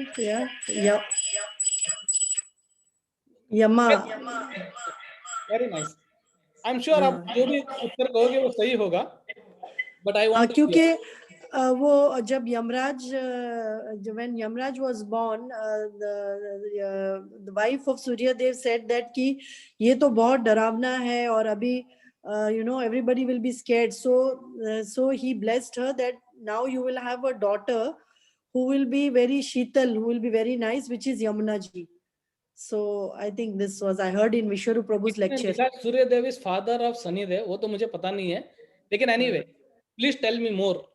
कौन कितना? ये ठीक है ना प्रभु जी, ये बताया मैंने अभी। This is fine. और सूर्यदेव भगवान के नेत्र भी माने जाते हैं। Wonderful Aditi, I want answer like this. I want answer with relation to Krishna. Who is Surya with relation to Krishna? जैसे श्यामा ने बोला ही इज विवस्वान, तो और मैं सुनना चाहता हूँ। I want anyway. ऐसे तो आपको सूर्य को आप अर्क बोलो, भास्कर बोलो, दिनकर बोलो, बहुत सारे उसके नाम है, बहुत सारे, अरविंद बंधु बोलते हैं उसको। एक और नाम मैं आपको बताता हूँ, जो रूप गोस्वामी उसको नाम देते हैं, और वो यमुना जी को ये नाम देते हैं। एक्चुअली ये सूर्य को नहीं देते, तो कहते हैं अरविंद बंधु नंदिनी। ऐसा मस्त नाम दिया यमुना महारानी को रूप गोस्वामी ने, अरविंद बंधु नंदिनी। अरविंद मतलब होता है कमल, नहीं अरविंद बंधु, हाँ, सूर्य के, anyway whatever it is, you understood. Okay, और क्या in relation to Krishna? प्रभु जी मेरे ख्याल से मतलब जी वेरी नाइस। भगवान कृष्णा ने पहली बार भगवान सूर्य को गीता का पाठ पढ़ाया था, गीता का ही करवाया था। वंडरफुल। उसका मतलब क्या हुआ? उसका मतलब क्या हुआ? मतलब उसमें ऐसा प्रपंच में भी ऐसा भी लिखा है कि ब्रह्मांड की आत्मा सूर्यदेव को कहा जाता है। तो जो पहला ओरिजिन था उसमें जो ज्ञान, पहला जो ज्ञान था वो भगवान ने सूर्यदेव को दिया था। उनके बाद फिर हम तक, मनु महाराज तक और फिर हम तक आया। Okay, very nice. What else? Anyway, मैं आपको सिंपल चीज बताता हूँ, आप लोगों ने कुछ ने कहा, बट हम क्योंकि गीता क्लास में है, गीता की चर्चा कर रहे हैं डायरेक्टली, तो मैं आपको बताता हूँ Suryadev is disciple of Krishna. This is a simple answer. उन्होंने उसको ज्ञान दिया था, पढ़ाया था, ये किया था, वो किया था। उसका मतलब ये है कि Suryadev is disciple of Krishna. And Surya is guru of Hanuman. Yes yes, definitely Surya is guru of Hanuman. I wanted to know Suryadev in relation to Krishna. Yes, I will tell that also. So basically, Suryadev is disciple of Krishna and Hanumanji is disciple of Suryadev. Okay. Anyway, so Suryadev is one of the first disciple of Krishna, and Krishna tells in Gita, okay, imam vivasvate yogam prokta vahanam vivishwan manve praha. Yes, बोलिए आगे. So, वो कहते हैं कि सबसे पहले मैंने ये ज्ञान सूर्यदेव विविस्वान को दिया था. सूर्यदेव विविस्वान ने ये ज्ञान अपने पुत्र मनु को दिया, उन्होंने इक्ष्वाकु को दिया, और इस तरह से कालांतर में चला आ रहा था. अभी कहीं लुप्त हो गया सा लगता है, इसलिए मैं वापस से दे रहा हूँ. भक्तों में सखा चेती. और वो कहते हैं, मतलब फिर obviously you know the Gita, हमने कई बार चौथा चैप्टर जहाँ पे हम अभी हैं डिस्कस कर रहे हैं. But Suryadev is actually, you know, it's considered as he is one netra of Krishna, he is disciple of Krishna. And अभी मैं आपको हनुमान जी के रेफरेंस से बताता हूँ, बिकॉज हिमानी ने हनुमान जी का भी पॉइंट रेस किया है, तो I will tell that Hanuman ji is disciple of Suryadev but he is devotee of Ram. So as far as we are concerned, we can also worship Surya. In what way? In the same way as Hanuman ji worshipped Surya. तो Hanuman ji, Indeed Hanuman ji ऐसे बताते हैं कि सूर्यदेव ने कहा कि मैं तो रुक नहीं सकता, तुमको कैसे विद्या प्रदान करूंगा. तो उन्होंने कहा कि नहीं, मुझे आप दो. तो हनुमान जी उल्टी दिशा में उड़ने लगे. सोचो हनुमान जी का क्या पावर है. सूर्य सीधे सीधे आ रहे हैं, वो उल्टे उल्टे उड़ के, और सारे के सारे उन्होंने एक बार के अंदर सारे के सारे जो लेसन है वो उन्होंने लर्न कर दिया हनुमान जी ने. तो उन्होंने सूर्य से को अपना गुरु माना, लेकिन उनका जो आस्था है वो राम में ही है. तो उसी प्रकार से कृष्ण भक्त जो होते हैं, या भक्त in the sense you can learn from any demigod. Obviously Surya is also one of the demigod, he is not the god himself, he is a demigod. इसलिए ब्रह्मा जी क्या कहते हैं, या चक्षुर एस सविता सकल ग्रहाणाम राजा समस्त सुरमूर्तिर शेष तेजा यज्ञ आज्ञा भ्रमति संभृत काल चक्रो गोविंदमादि पुरुषम तमहम भजामि. या चक्षुरेश सविता सकल ग्रहाणाम राजा समस्त सुरमूर्तिर्शेष तेजा यस्याग्नया भ्रमति संभृत काल चक्रो गोविंदमादि पुरुषम तमहम भजामि. वे कहते हैं that the sun who is the king of all planets, सभी प्लैनेट के राजा कौन है? सूर्य है. Full of infinite effulgence, luminosity कितना है उनके अंदर. The image of good soul is one eye of the world. And I adore the premillennial Lord Govinda, in pursuance of whose order the sun performs his journey, mounting the wheel of time. तो वो अपने काल चक्र पे, सूर्यदेव अपने चक्र पे बैठ के और भ्रमण करते हैं. किसकी आज्ञा से? भगवान कृष्ण की आज्ञा से. तो ये बहुत इंपॉर्टेंट है. तो हमको क्या करना चाहिए कि हमको मकर संक्रांति पे ऑब्वियसली सूर्यदेव की आराधना करनी चाहिए, बहुत प्रेम से करनी चाहिए, बहुत आदर के साथ करनी चाहिए, और बहुत ही एकदम डूब के करनी चाहिए. और वो करके और फिर उनसे भगवान की भक्ति मांगनी चाहिए. That is very very important for us to understand. तो कई बार क्या होता है कि मकर संक्रांति पे हमको बहुत सारी चीजें सुनने मिलती है कि आप ऐसा करोगे तो ऐसा हो जाएगा, ऐसा करोगे तो ऐसा हो जाएगा. वो सब बाहर वालों के लिए है. हम लोगों के लिए, अंदर लोगों के लिए क्या है. और भगवान ने, कृष्ण ने, so basically the best way to worship Surya is in the same way as Hanuman ji has worshipped. और हमको करना चाहिए. भगवान भगवत गीता के अंदर 8वें अध्याय में एक श्लोक बोले हैं, वो श्लोक मैं आपको पढ़ के सुनाता हूँ, फिर उसके बारे में थोड़ा सा बैकग्राउंड भी आपको दूंगा, and then we will probably conclude our class. तो अग्निर ज्योतिर्तिरः शुक्ल क्षणमासा उत्तरायणम, उत्तरायणम भगवान यहाँ बोलते हैं, तत्र प्रयाता गच्छन्ति ब्रह्म ब्रह्म विदो जनः, those who know the supreme Brahman attend that supreme by passing away from the world during the influence of the fiery god in the light at an auspicious moment of the day during the fortnight of the waxing moon or during the 6th month when the sun travels in the north। तो जब सूर्य उत्तरायण में जाना शुरू करते हैं, उस उत्तरायण के बाद 6 महीने तक जो व्यक्ति अपना शरीर त्यागता है, वो ऊपर के लोक में जाता है, और उसके अलावा जो 6 महीने में जो शरीर त्यागते हैं वो नीचे के लोकों में जाते हैं। और ये मैं अभी आपको खोल के बताता हूँ, भगवान 8वें अध्याय में कहाँ पे क्या कह रहे हैं उसके बारे में मैं आपको बताता हूँ। तो एनीवे, बहुत डिटेल में नहीं, लेकिन भगवान कहते हैं कि जो योगाभ्यास में स्थित होकर अक्षरों के परम संयोग यानी ओमकार का उच्चारण करते हुए यदि कोई भगवान का चिंतन करता है और अपने शरीर का त्याग करता है, वह निश्चित रूप से आध्यात्मिक लोक में जाता है। फिर भगवान बोलते हैं कि हे अर्जुन, जो अनन्य भाव से निरंतर मेरा स्मरण करता है उसके लिए मैं सुलभ हूँ, क्योंकि वह मेरी भक्ति में प्रवृत्त रहता है। आ ब्रह्म भूनार लोका पुनरावर्तिनो अर्जुन, मामुपेत्य तो कौन्तेय पुनर्जन्म न विद्यते, मामुपेत्य पुनर्जन्म दुखालयम अशाश्वतम नाप्नुवन्ति महात्मानं संसिद्धि परमाम गताम। भगवान 8.15 और 16 में कहते हैं कि मुझे प्राप्त करके महापुरुष जो भक्ति योगी है कभी भी दुखों से पूर्ण इस अनित्य जगत में नहीं लौटते हैं, क्योंकि उन्हें परम सिद्धि प्राप्त हो चुकी होती है। इस जगत में सर्वोच्च लोक से लेकर निम्न तक लोग, सारे लोग दुखों के घर है, जहां पर जन्म और मरण का चक्कर लगता है, किंतु हे कुंती पुत्र, जो मेरे धाम को प्राप्त करता है वह फिर से जन्म नहीं लेता। फिर बाद में भगवान कहते हैं कि मानवीय गणना के अनुसार 1000 युग मिलकर ब्रह्मा का एक दिन बनता है, और इतनी ही बड़ी ब्रह्मा की रात्रि होती है। और ब्रह्मा के दिन के शुभारंभ में सारे जीव अव्यक्त अवस्था से व्यक्त होते हैं, और फिर जब रात्रि आती है तो वे पुनः अव्यक्त में विलीन हो जाते हैं। भूत ग्राम से एवायाम भूत्वा भूत्वा प्रलीयते, रात्र्या गमेशम पार्थ प्रभवत्य हरागमे। जब जब ब्रह्मा का दिन आता है तो सारे जीव प्रकट होते हैं और ब्रह्मा की रात्रि होते ही असहायवत विलीन हो जाते हैं। फिर वे कहते हैं आगे, मैं और एक दो कुछ श्लोक के छोड़ के, फिर वो कहते हैं कि हे भरत श्रेष्ठ अर्जुन, अब मैं तुम्हें उन विभिन्न कालों के बारे में बताऊंगा जिनमें इस संसार से प्रयाण करने के बाद योगी पुनः आता है अथवा नहीं आता है। That means he says that कौन से टाइम में जो है जो लोग वापस आ जाते हैं, कौन से टाइम में लोग नहीं आते हैं। तो वे ये श्लोक कहते हैं 8.24, you can make a note. अग्नि ज्योति तिरह शुक्ल षण्मासा उत्तरायणम तत्र प्रयात गच्छन्ति ब्रह्म ब्रह्म विदो जना। जो ब्रह्म परम ब्रह्म के ज्ञाता है वे अग्निदेव के प्रकाश में, प्रभाव में, प्रकाश में, दिन के शुभ क्षण में, शुक्ल पक्ष में, या जब सूर्य उत्तरायण में रहता है, उन 6 मासों में इन संसार को शरीर त्याग करने पर उस पर ब्रह्म को प्राप्त करते हैं। और दूसरा वो कहते हैं भगवान, धूमो रात्रिस तथा कृष्ण क्षणमासा दक्षिणायणम तत्र चंद्रामस ज्योतिर योगी प्राप्त निवर्तते। जो योगी धुएं रात्रि कृष्ण पक्ष में या सूर्य के दक्षिणायन में रहने के 6 महीनों में दिवंगत होता है, वह चंद्रलोक को जाता है, किंतु वहां पुनः पृथ्वी पर चला आ जाता है।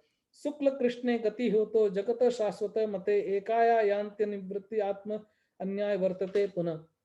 वैदिक मतानुसार इस संसार में प्रयाण करने के 2 मार्ग है, एक प्रकाश का और दूसरा अंधकार का। जब मनुष्य प्रकाश के मार्ग से जाता है तो वापस नहीं आता, किंतु अंधकार के मार्ग से जाने वाला पुनः लौट कर आता है। और फिर आगे वे कहते हैं कि नैते श्रुति पार्थ जान्य अन्य योगी मुह्यति कश्चन तस्मात् सर्वेषु कालेषु योग युक्त भवार्जुना। कि हे अर्जुन, यद्यपि भक्तगण इन दोनों मार्ग को जानते किंतु वे मोहग्रस्त नहीं होते, अतः तुम भक्ति में सदैव स्थिर रहो। फिर भगवान आगे कहते हैं कि जो व्यक्ति भक्ति मार्ग स्वीकार करता है वह वेद ध्यान, तपस्या, दान, दार्शनिक तथा सकाम कर्म करने से प्राप्त होने वाले फलों से वंचित नहीं रहता। वह मात्र भक्ति संपन्न करके इस समस्त फलों की प्राप्ति करता है और अंत में परम नित्य धाम को प्राप्त होता है। दिस इज द लास्ट श्लोक ऑफ 8th चैप्टर। वेदेषु यज्ञेषु तपःसु चैव दानेषु यत् पुण्य फलम प्रतिष्ठम अत्येति तत्सर्वमिदं विदित्वा योगी परम स्थानमुपैति चाद्यम। हाँ, तो ये लगभग 8वां अध्याय जो है वो भगवत गीता के मिडल का है। तो कई बार कोई लोग बोल सकता है कि प्रभु जी आपने अभी ऐसा कहा कि 6 महीने में मरने वाला व्यक्ति ऊपर जाता है, 6 महीने, क्या अगर हम लोगों की मृत्यु हो जावे तो हमारे साथ क्या होगा? हाँ, कई बार कई भक्तों के मन में ऐसा प्रश्न आता है, तो भगवान उसका भी उत्तर देते हैं और बताते हैं कि हर एक नियम के अंदर कोई ना कोई अपवाद होता है। Means there is an exception in every law, and that exception is that all these karma kandi laws are applicable to those who are not devotees, but for a devotee it is not applicable. तो they are, तो जो भगवान की भक्ति करता है, यद गतवान निवर्तन्ते तद्धाम भगवो, तो भगवान कहते हैं कि देवी ही ऐश्य गुणमयी मम माया दुरतया मामे वे प्रपद्यन्ते माया मेताम तरन्ति थे। तो मुख्य रूप से प्रभुपाद भी इस तात्पर्य में कहते हैं, मैं भी कोशिश करूंगा पढ़ने की उसको, कि जो भगवान का भक्त है उसके ऊपर ये सारे नियम लागू नहीं होते। नियम लागू होते हैं दूसरों पे, भगवान के ऊपर ये नियम लागू नहीं होते, या भगवान के भक्तों के ऊपर ये नियम लागू नहीं होते। इंडियन भगवान भी, कृष्ण कहते हैं ना कि मेरे पे भी ये नियम लागू नहीं होते हैं, तो भगवान के भक्तों पे भी ये नियम जो है वो लागू नहीं होते। और भगवान का भक्त जो है वो अपना शरीर त्याग करने के बाद जब भगवान को याद किया है तो वो भगवान के धाम में जाएगा। अभी कभी कभी किसी को ये भी डर रहता है कि बाबा अगर मेरे को भगवान का नाम लास्ट मोमेंट पे याद नहीं आया तो क्या हुआ?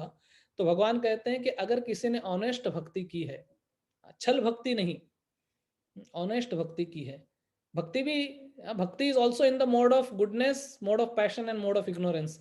कपिल देव भगवान श्रीमद् भागवतम के 3रे स्कंद में बहुत डिटेल के अंदर इस 3 भक्ति के बारे में बताते हैं कि bhakti can be performed in the mode of goodness, bhakti can be performed in the mode of passion, bhakti can be performed in the mode of ignorance. And indeed bhakti is beyond modes still sometimes, because we are in the mode, our bhakti becomes that mode. In one sense bhakti is beyond mode of material nature. Bhakti ko mode of material nature cannot touch. Bhakti is beyond modes of material nature. तो सबसे पहले ये समझना बहुत जरूरी है, क्योंकि ये समझ में नहीं आएगा तो गाड़ी आगे नहीं बढ़ेगी। सबसे पहले हमको ये समझना है कि भक्ति is beyond mode of material nature, but because we are under the mode of material nature, that mode affects us. इसके लिए very very important point for us to understand कि हम लोग ने अगर सच्ची भक्ति की है या भक्ति करने का प्रयास किया है, सच्ची भक्ति करने का प्रयास किया है, तो भगवान स्वयं आएंगे और हमको उठा के लेके जाएंगे। भगवान कहते हैं कि अहम एव समुद्धरता मृत्यु संसार सागरात भवामी न चिरात पार्थ। वो कहते हैं कि हे पार्थ, मैं देर नहीं करता हूं। कभी कभी हम ऐसे भजन सुने रहेंगे, बड़ी देर भई कब लोगे शरण मोहे राम, चलते चलते मेरे पग थाके। हाँ, लेकिन एक भक्त जो होता है सच्चा, वो कभी ऐसे बात नहीं करता भगवान से। हाँ, वो क्या कहता है, आश्लेष्य वा पादरताम पिनष्ठुमा अदर्श नाम न मरता करो तुआ यथा तथा विदधातु लंपटो न प्राणनाथस्तु मत प्राणनाथस्तु स एव ना परो। कि हे भगवान, आप चाहे मुझे आलिंगन करो या मुझे धक्का मार के गिरा दो, भगा दो, हाँ, आप मेरे प्राणनाथ रहोगे। I don't come here to trade with you. जब भगवान नरसिंहदेव ने प्रहलाद को बोला कि मांग प्रहलाद क्या चाहिए तुझे, तो प्रहलाद ने कहा कि भगवान मैं आपसे कोई बिजनेस करने थोड़ी आया हूँ। हाँ, मैंने आपकी भक्ति की है तो आपके साथ कोई बिजनेस थोड़ी किया है। हाँ, कि 1 रुपया दे दो तुम्हें 10 लाख मिलेगा, तुम गरीबियों की सुनो वो तुम्हारी सुनेगा।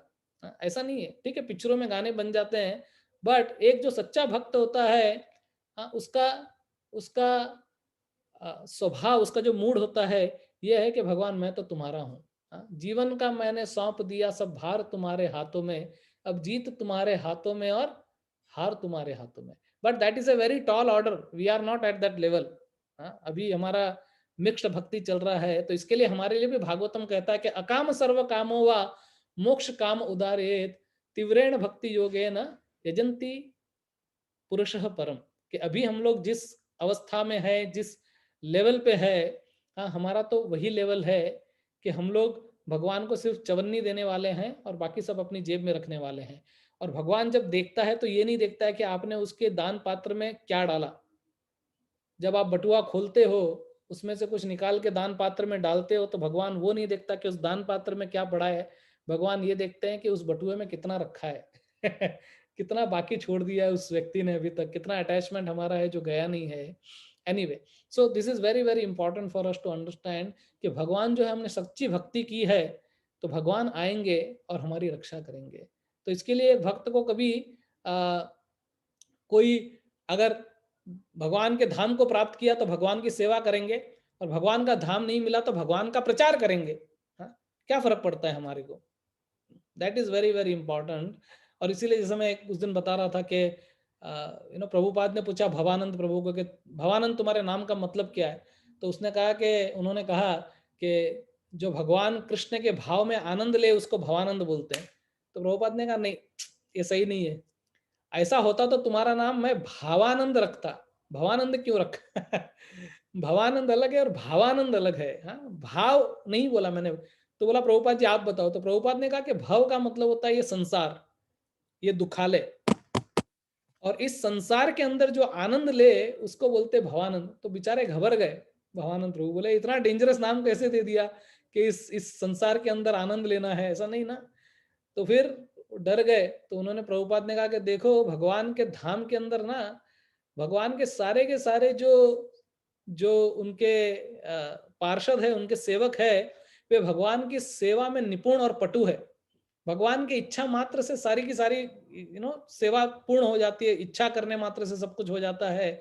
तो कई बार भगवान भी बोर हो जाते हैं एक्चुअली। लेकिन ये जो धाम है, ये मटेरियल वर्ल्ड जो है, भगवान का धाम चिंतामणि धाम है। और ये स्थान चिंता फॉर मनी धाम है। यहाँ पे चिंता सताए रहती है पैसे के लिए लोगों को, और उतनी चिंता करते करते लोग गांव से निकलकर शहर में आए, शहर से निकल के यूएई में आए, अब यूएई से कनाडा जाएंगे, और भूत्वा भूत्वा प्रलीयते आ ब्रह्म भूनार लोका पुनरावर्तन अर्जुन पुनरपि जननम पुनरपि मरणम पुनरपि जननी जठरे शयनम, चलते रहेगा। एनीवे, तो भगवान के धाम में किसी चीज की कोई कमी नहीं है। वहां पे किसी को प्रीचिंग की आवश्यकता नहीं है, क्योंकि सब लोग भगवान के भक्त है। कोई किसी से द्वेष नहीं करता, कोई किसी से कंपटीशन नहीं, कुछ नहीं, ऐसा करके आराम से उनका काम चल रहा है। लेकिन यहाँ पर प्रीचिंग की आवश्यकता है। तो प्रभुपाद ने कहा कि जो मटेरियल वर्ल्ड के अंदर भगवान के नाम का, भगवान के गुणों का, भगवान के रूप का, भगवान की लीला का जो प्रचार करे, जो वर्णन करे, और उन लोगों को भव बंधन से मुक्त कराए, उसको कहते हैं भवानंद। सो दैट इज भवानंद। So that is very very important. तो इसके लिए हमने सच्ची भक्ति की है तो भगवान definitely he will take care of us. हमको ज्यादा चिंता करने की आवश्यकता नहीं है। हमको क्या करना है कि वी हैव टू जस्ट लगे रहो, डटे रहो। हमको भगवान का कार्य करना है, और सम हाउ और अदर हमको भगवान की जो भक्ति है उसको बस चालू रखना है। तो एक मिनट, मैं आपको यहाँ पे प्रभुपाद जी का एक तात्पर्य में पढ़ना चाहता हूँ। हाँ, यहाँ पे प्रभुपाद जी तात्पर्य में लिखते हैं 8.27 में कि कृष्ण अर्जुन को उपदेश दे रहे हैं कि उसे इस जगत से आत्मा के प्रयाण करने के विभिन्न मार्गों को सुनकर विचलित नहीं होना चाहिए। जैसे हम लोग विचलित हो जाए कई बार, कह रहे हमारा क्या होगा, तो कहते हैं विचलित नहीं होना चाहिए। भगवत भक्त को इसकी चिंता नहीं होनी चाहिए कि वह स्वेच्छा से मरेगा या देववश मरेगा। कई बार ऐसा होता है कि कोई भयंकर एक्सीडेंट के अंदर किसी की मृत्यु हो जाती है। कभी कभी हमसे ऐसे प्रश्न पूछे गए, कह रहे प्रभु जी वो तो भगवान का इतना बड़ा भक्त था या भक्त थे, उनके साथ ऐसा कैसे हुआ, उनको सिलेंडर फट के उनकी मृत्यु कैसे हो गई, या एक्सीडेंट में उनकी मृत्यु कैसे हो गई। तो उससे कुछ फर्क नहीं पड़ता है। भगवान कभी कभी अपने भक्तों को इमीडिएटली अपने पास बुलाना चाहते हैं और वो बुला लेते हैं। वो सोचते हैं कि तुम्हारा काम इधर हो गया, अभी मेरे को तुम्हारी जरूरत है, यू प्लीज कम हियर। भक्त को कृष्ण भावनामृत में दृढ़ता पूर्वक स्थित रहकर हरे कृष्ण का जप करना चाहिए। मैं वापस से दोहराता हूँ, भक्त को कृष्ण भावनामृत में दृढ़ता पूर्वक स्थित रहकर हरे कृष्ण का जप करना चाहिए। उसे यह जान लेना चाहिए कि इन दोनों मार्गों में से किसी की भी चिंता करना कष्टदायक है। कृष्ण भावनामृत में तल्लीन होने की सर्वोत्तम विधि यह है कि भगवान की सेवा में सदैव रत रहा जाए। इससे भगवत धाम का मार्ग स्वतः सुगम, सुनिश्चित तथा सीधा होगा। वापिस से दोहराता हूं, इससे भगवत धाम का मार्ग स्वतः सुगम, सुनिश्चित तथा सीधा होगा। इस श्लोक का योग युक्त शब्द विशेष रूप से महत्वपूर्ण है। जो योग में स्थिर है, अर्थात जो भक्ति योग में स्थिर है, वह अपने सभी गतिविधियों में निरंतर कृष्ण भावनामृत में रत रहता है। श्री रूप गोस्वामी का उपदेश अनासक्तस्य विषयान यदार्हमुपयुज्यत, मनुष्य को सांसारिक कार्यों से अनासक्त रहकर कृष्ण भावनामृत में सब कुछ करना चाहिए। इस विधि से, जिसे युक्त वैराग्य कहते हैं, मनुष्य सिद्धि प्राप्त करता है। अतएव भक्त कभी इन वर्णों से विचलित नहीं होता, क्योंकि वह जानता है कि भक्ति के कारण भगवत धाम तक उसका प्रयाण सुनिश्चित है। जय श्रीला प्रभुपाद ट्रांसेंडेंटल परपट की जय। सो दिस इज 8.27 का मैंने परपट पढ़ा है। इसके बाद 8.28 जो लास्ट है उसके भी बड़े अच्छे परपट है, आप लोग इसको बैठ के पढ़िएगा। फिर हम जब भी इस अध्याय में पहुंचेंगे तो इसके बारे में और विस्तृत चर्चा करेंगे। लेकिन ये बहुत इंपॉर्टेंट दिन है और कुछ ऐसे बिरले महात्मा होते हैं जिनको भगवान के बारे में सब कुछ पता होता है, वो भगवान को बहुत अच्छी तरह से जानते हैं। और ऐसे लोगों को हमारे शास्त्रों में टेक्निकली महाजन कहा गया है। ऐसे 12 महाजन है। अभी कुछ समय पहले मैं बलि महाराज के बारे में सुन रहा था। बलि महाराज कौन है? राजा बलि जो है वो इन वन सेंस असुर है। असुरों की जात में वो पैदा हुए हैं और उन्होंने देवताओं पे विजय प्राप्त कर ली थी, और इसीलिए उनको हनन करने के लिए भगवान ने वामन का रूप धरा था। और वामन का धूप धर के और भगवान गए थे उनसे भिक्षा मांगने के लिए, और 3 पग जमीन मांगा और उन्होंने बलि का सब कुछ हड़प लिया। भगवान ने, हरि है वो, तो एक पग में पूरा नीचे का संसार, एक पग में ऊपर का संसार, और तीसरा पग जो है वो बलि के सिर पे रखा। तो बलि महाराज जो है उन्होंने भगवान को सब कुछ समर्पित कर दिया, जबकि उनके गुरु शुक्राचार्य कह रहे थे कि तुम मत करना। तो उन्होंने कहा कि नहीं नहीं, एक तरफ आप मुझे धर्म का पाठ पढ़ा रहे हो और एक तरफ मेरी भक्ति है, मैं धर्म स्वीकार करूं या भक्ति स्वीकार करूं। उन्होंने भक्ति को स्वीकार किया और भगवान के प्रति सब कुछ समर्पित कर दिया। इसलिए आत्मनिवेदन के चरम भक्त जो है वह है बलि महाराज। और ये बलि महाराज जो है असुर होने के बाद भी महाजन गिने जाते हैं। देयर आर 12 महाजन, 12 महाजन है, उसमें से बलि महाराज भी एक महाजन है और दूसरे महाजन है भीष्म पितामह। ऑब्वियसली ऐसे बहुत सारे महाजन हैं, जैसे शिव जी है, ब्रह्मा है, नारद मुनि है, कपिल मुनि है, जनक महाराज है, ये सब ऐसे 12 कुछ महाजन है। यमराज है, यमराज खुद ये श्लोक बोलते हैं, यमराज। तो ये 12 लोग भगवान को बहुत अच्छी तरह से जानते हैं। उसमें से एक महाजन थे भीष्म पितामह। कई बार कई लोग भीष्म पितामह को बहुत गालियां देते हैं, बहुत बुरा भला कहते हैं उनके बारे में, लेकिन भीष्म पितामह भगवान श्री कृष्ण को बहुत अच्छी तरह से जानते हैं, समझते हैं, उनकी इच्छाओं को जानते हैं। इसके लिए भगवान की इच्छा पूर्ति के लिए उन्होंने अधर्म का भी साथ दिया। और वो जानते थे कि सनातन काल तक लोग मेरी भत्सरना करेंगे, मेरे बारे में भला बुरा कहेंगे, लेकिन क्योंकि भगवान कृष्ण चाहते थे, he was the master planner, तो उन्होंने भीष्म पितामह को कौरवों के अखाड़े में रखा और भीष्म पितामह पूरे जीवन भर कौरवों का साथ देते रहे।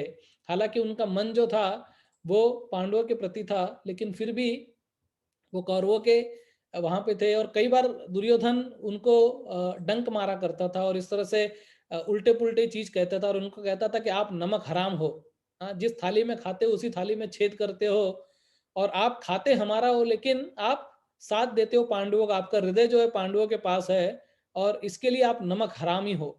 और भीष्म पितामह को बहुत क्रोध आता है और उन्होंने 5 बाण निकालते, कहते कल इस 5 बाण से मैं पांडवों को मार दूंगा। और दुर्योधन मूर्ख वो 5 बाण अपने पास ले लेता है। तो कृष्ण तो मास्टरमाइंड सब प्लान कर देते हैं। तो अर्जुन के पास जाके, मतलब सबको पता चल जाता है कि कल तो पांडवों का स्वाहा हो जाएगा। तो अर्जुन के पास जाते हैं, अर्जुन अपना सो रहा है अपने अच्छे कैंप में, कृष्ण उसको उठाते हैं, बोलते हैं ऐसा ऐसा हो गया। तो अर्जुन कहते हैं यार वो डिपार्टमेंट तो आपका है, आप चिंता आप कुछ करो। तो बोलते तुमने एक बार दुर्योधन को यक्षों से बचाया था और दुर्योधन ने तुमको एक वरदान दिया था, आज वो वरदान मांगने का टाइम आ गया, जाके 5 बाण मांग के आओ। और अर्जुन जाता है दुर्योधन के पास में और दुर्योधन को कहता है कि बड़े भ्राता, तुमको पता है एक बार तुमने हमको जंगल में भेजा था और तुम फिर हमारा मजाक उड़ाने के लिए आए थे, यक्षों ने तुमको पकड़ लिया था। दुर्योधन को बड़ी शर्म आई, बोली हाँ पता है। बोला उस दिन मैंने तुमको छुड़ाया था और तुमने मुझे एक वरदान दिया था। बोला हाँ दिया था ना। तो बोलते आज मैं उस वरदान को मांगना चाहता हूँ। बोला वो जो 5 बाण आपने भीष्म पितामह से लिए वो मुझे दे दो। तो दुर्योधन को ऐसा झटका लगा और सबसे पहले तो उसको ये समझ में नहीं आया कि ये अर्जुन को पता कैसे चला कि 5 बाण मैंने भीष्म पितामह से लिए हैं। तब दुर्योधन को अपनी गलती का एहसास हुआ। कौन सी गलती? वो गलती जो उसने द्वारका में की थी, जब कृष्ण के सिरहाने जाके बैठ गया था और अर्जुन कृष्ण के पैरों में जाके बैठे थे, और जब कृष्ण ने कहा कि मांगो, एक तरफ मैं हूं निहत्ता, शस्त्र भी नहीं उठाऊंगा, और दूसरी तरफ मेरी अजय सुसज्जित सुगठित, हाँ, अजय नारायणी सेना है, मांगो क्या चाहिए। और दुर्योधन को लगा कि मैंने नारायणी सेना लेके जा रहा हूं, बहुत बड़ा कार्य कर रहा हूं, और अर्जुन ने क्या किया, सिर्फ कृष्ण को मांग लिया। तब उसको समझ में आया कि ये कृष्ण जो है ये पूरी नारायण सेना पे भारी है, मुझे भी शायद कृष्ण को मांगना चाहिए था। एनीवे, पग पग पे भगवान श्री कृष्ण ने अर्जुन को बचाया और पांडवों को बचाया। इसलिए भीष्म पितामह जब प्रार्थना भी करते हैं तो उसमें कृष्ण को अर्जुन सखा इस नाम से संबोधित करते हैं। हाँ, बड़ी सुंदर उनकी प्रार्थनाएं हैं। तो ऑब्वियसली भीष्म पितामह चट्टान की भांति खड़े थे पांडवों के सामने, और युद्ध जीतने का कोई उनके पास हल ही नहीं था। ऐसे बताते हैं कि पांडव लोग छोटी सी मछली थे, और भीष्म पितामह, द्रोणाचार्य, कृपाचार्य, अश्वत्थामा और कर्ण जो थे, ये तिमिंगला मछली की तरह, एक शार्क मछली की तरह बड़े बड़े लोग थे। चट्टान की भांति वो खड़े थे और उनको नीचे गिराना था, और उसमें भी भगवान ने उनकी सहायता की। और एक दिन जब अर्जुन ढंग से लड़ नहीं रहा था और भीष्म पितामह ने इतने इसको बाण मारे कि अर्जुन का पूरा शरीर जो है वो लहूलुहान हो गया, चलनी हो गया। उन्होंने ना केवल अर्जुन को मारा बट कृष्ण को भी बाण मारे। कृष्ण का शरीर जो है वो लहूलुहान हो गया, वो छलनी हो गया। उन्होंने घोड़ों को मारा, इतने सारे उन्होंने किया, और कुछ अर्जुन कर नहीं पाया। और जैसे ही अर्जुन अपने गांडीव पे अपना हाथ बढ़ाता था और अपने तुणीर से अपने तीर निकालने जाता था, भीष्म पितामह के इतने तीर आते थे कि वो छू भी नहीं पाता था अपने तुणीर को। तब कृष्ण को इतना गुस्सा आया, और कृष्ण तब रथ से जोर से उछले, और उछल के, और जिसने ये प्रतिज्ञा की थी कि मैं शस्त्र भी नहीं उठाऊंगा, और भीष्म पितामह ने प्रतिज्ञा की थी कि मैं तुमसे शस्त्र उठवा के रहूंगा, तो वो कृष्ण उठ के नीचे कूदे और एक टूटे हुए रथ का पहिया उठा के और भीष्म पितामह की ओर भागे उनको मारने के लिए। हाँ, जिस प्रकार एक बड़े गजराज पे कोई सिंह आक्रमण करे, ऐसा प्रतीत हो रहा था। और श्वेत वस्त्र के अंदर वो श्वेत अश्व जो हाथी था, ऐरावत की तरह भीष्म पितामह खड़े थे, और एक सिंह की भांति कृष्ण भगवान आ रहे थे उन पे प्रहार करने के लिए। और तब भीष्म पितामह ने अपने बाण त्याग किए और कहा कि आओ कृष्ण, मारो मुझे। और अर्जुन कूदे, और अर्जुन जाके और कृष्ण के पैरों से लिपट गए, और कृष्ण घसीटते घसीटते उनको अपने पैरों से लेके जा रहे मारने के लिए। और अर्जुन चिल्लाने लगे कि हे जनार्दन, हे कृष्ण, हे मधुसूदन, ये आप क्या कर रहे हो? आपने प्रतिज्ञा ली, आप अपनी प्रतिज्ञा कैसे तोड़ सकते हो? आप उनको नहीं मार सकते। हाँ, और अर्जुन प्रार्थना कर रहे हैं, लेकिन कृष्ण उस पर झपट्टा मारने के लिए जा रहे हैं, लेकिन ऑब्वियसली कृष्ण रुक जाते हैं। और भीष्म पितामह कहते हैं कि हे केशव, आप रुक क्यों गए? इसी दिन का तो मैं इंतजार कर रहा था, कि मैं चाहता था कि आप आके आक्रमण करो, और मैं जिसको इच्छा मृत्यु का वरदान प्राप्त है, मैं अपनी मृत्यु आपके हाथ से करवाना चाहता हूँ। लेकिन ऑब्वियसली वो हुआ नहीं। फिर अर्जुन ने बहुत गुस्से में इतने सारे बाण मारे भीष्म पितामह के, उनका पूरा लहू जो था वो चला गया एक्चुअली शरीर में से, पूरा का पूरा लहू खत्म हो गया उनके शरीर में। और भीष्म पितामह एक पहाड़ की तरह गिर गए, बाणों के सैया पे सो गए। और इतने सारे बाण थे, ऐसे बताते कि 2 बाणों के बीच में एक उंगली जाए उतना भी जगह नहीं था।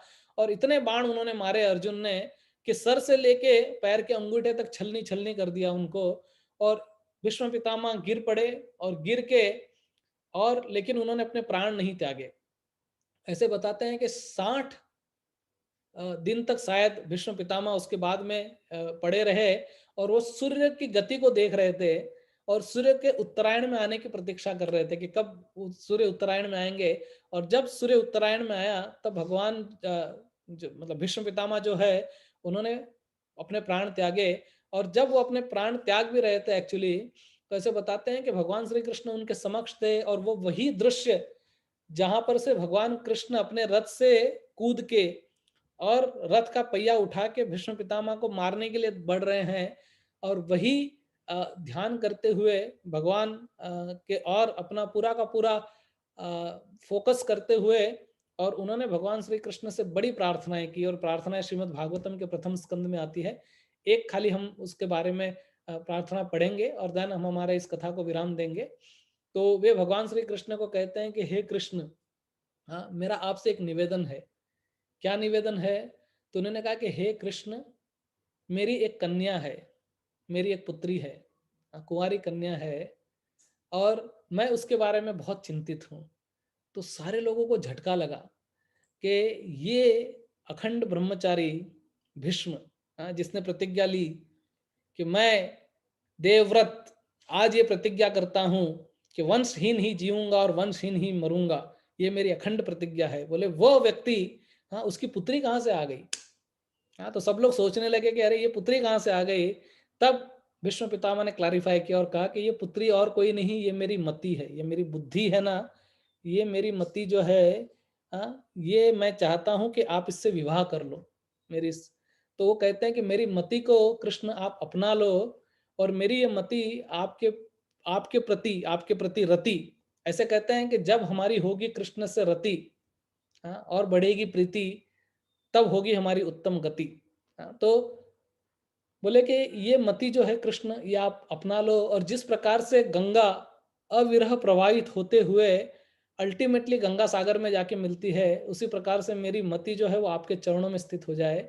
तो वे एक बहुत अच्छी प्रार्थना करते हैं, और वो प्रार्थना हम गाने का प्रयास करेंगे, पहला श्लोक, और उसके बाद में वी विल स्टॉप हियर। तो आज ही के दिन, उत्तरायण के दिन, मकर संक्रांति के दिन, भीष्म पितामह ने अपने देह का त्याग किया था, क्योंकि इच्छा मृत्यु का वरदान था उनके पास में। तो वे कहते हैं कृष्ण को, इति मति रूप कल्पिता वितृष्णा भगवती सात्वत पुंगवे विभुम्ने स्वसुखमुपगते क्वचित विहर्तुं प्रकृतिमुपेयुषि यद्भव प्रवाह।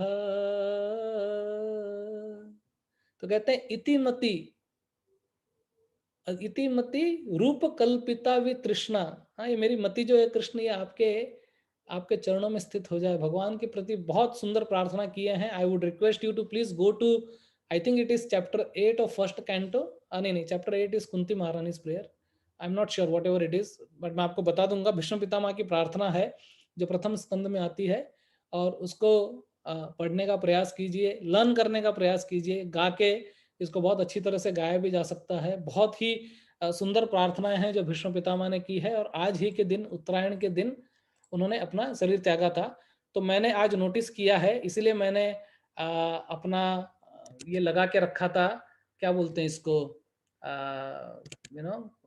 Waiting room, so that I know that who joins at what time.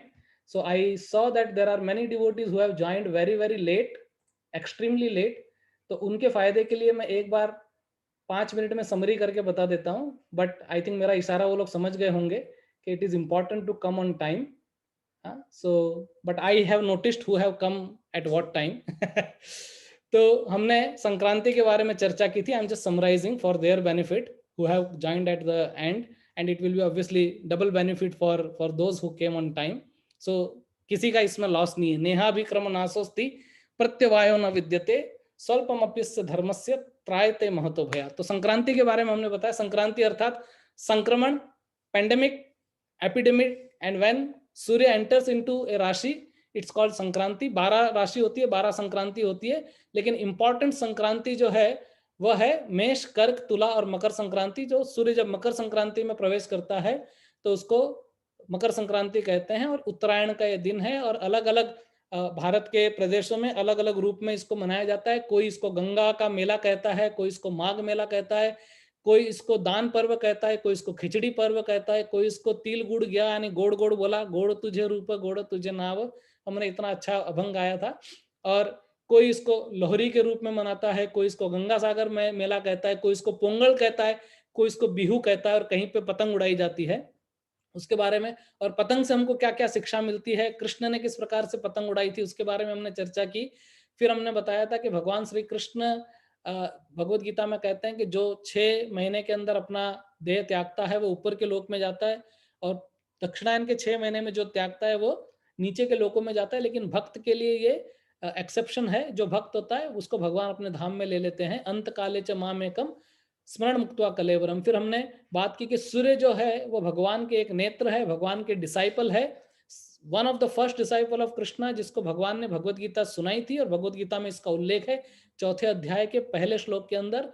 और सूर्यदेव के डिसाइपल हनुमान जी थे, तो जिस प्रकार ने हनुमान जी ने सूर्यदेव की आराधना की, हमको भी ऐसे करना चाहिए। हम सूर्य की पूजा कर सकते, लेकिन हमारी आस्था, हमारा श्रद्धा, हमारा विश्वास जो है वो कृष्ण में होना चाहिए। और सूर्य जो है वो भगवान की आज्ञा से निकलते हैं और पूरी दुनिया को प्रकाशमान करते हैं।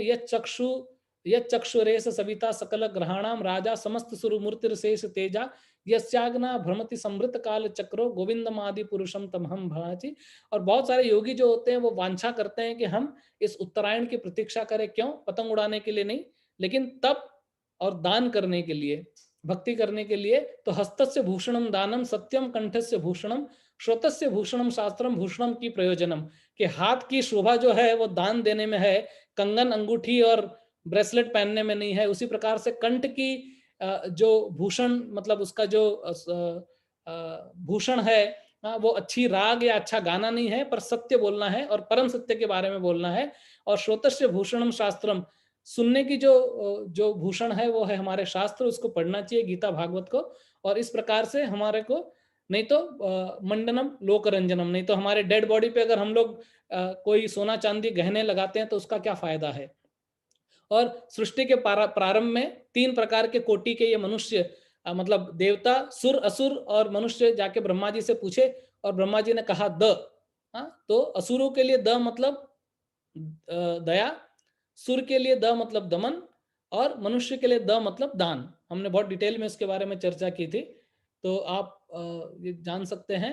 और एक और चीज मैं बताता हूँ कि जैसे पानी भी एक जगह पर ठहरा हुआ जो होता है ना, वो सड़ जाता है। इसीलिए धन भी एक जगह पर नहीं रहना चाहिए, उसको उत्तम कार्यों में लगाना चाहिए। और मैंने बताया भी था, if anybody want to donate, you can actually write to me. We will try to help ISKCON Desire Tree और some other projects. And फिर बाद में हमने अंत में बताया कि मकर संक्रांति पे बहुत सारे घटनाएं घटी है, और एक प्रमुख घटना जो है वो है भीष्म पितामह ने अपना देह त्यागा था, ये उसके लिए भी फेमस है। और भीष्म पितामह के पास वो कैपेसिटी थी कि वो ऐसा कर सके, हमारे पास नहीं है। और हमारा कब क्षण आएगा, कब हम जाएंगे, कुछ हमको अता पता नहीं है कि नहीं। जातस्य ही ध्रुव मृत्यु, जो आया है इस दुनिया में वो जाने वाला है और वो जाएगा ही। तो इसके लिए हमको प्रिपेयर करना है, और हमको क्या करना है, mainly we have to chant Hare Krishna Krishna Krishna Hare Hare, Hare Ram Ram Ram Hare Hare, और भक्ति करके अपने जीवन को सफल बनाना है और अंततः भगवत धाम पहुंचना है, जाना है भगवत धाम। और टिकट है हरि नाम, और हरि का नाम लेते हुए, जप करते हुए, भागवत पढ़ते हुए, we all can go back home, back to Godhead, and in this way we will be very very happy and satisfied. So thank you very much। एक बार फिर से आप सभी को खिचड़ी पर्व की, मकर संक्रांति की, बिहू की, पोंगल की, लोहरी की, गंगा सागर मेला की, माघ मेला की बहुत बहुत बधाई और शुभकामनाएं। Thank you very much. Hare Krishna. ग्रंथराज श्रीमद् भगवद गीता की जय, श्रील प्रभुपाद की जय, निताई गौर प्रेमानंदे, हरि हरि बोल। Thank you very much. Hare Krishna. So if anybody has any question or comment, most welcome.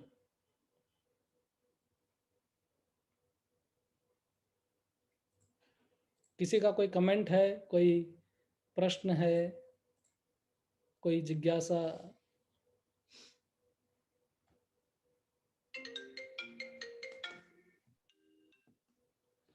Yes, anybody? Thank you Prabhuji for giving an insight into Makar Sankranti. आज हमारा पूजा था तो इसलिए मैं लेट आई। Thank you so much for the briefing Prabhuji, बहुत अच्छा लगा। I was missing your classes so much, इसीलिए I squeezed out time today. Thank you so much Prabhuji. Thank you very much. Thank you for coming Mataji. Thank you Prabhuji for your class. किसी का और कोई प्रश्न?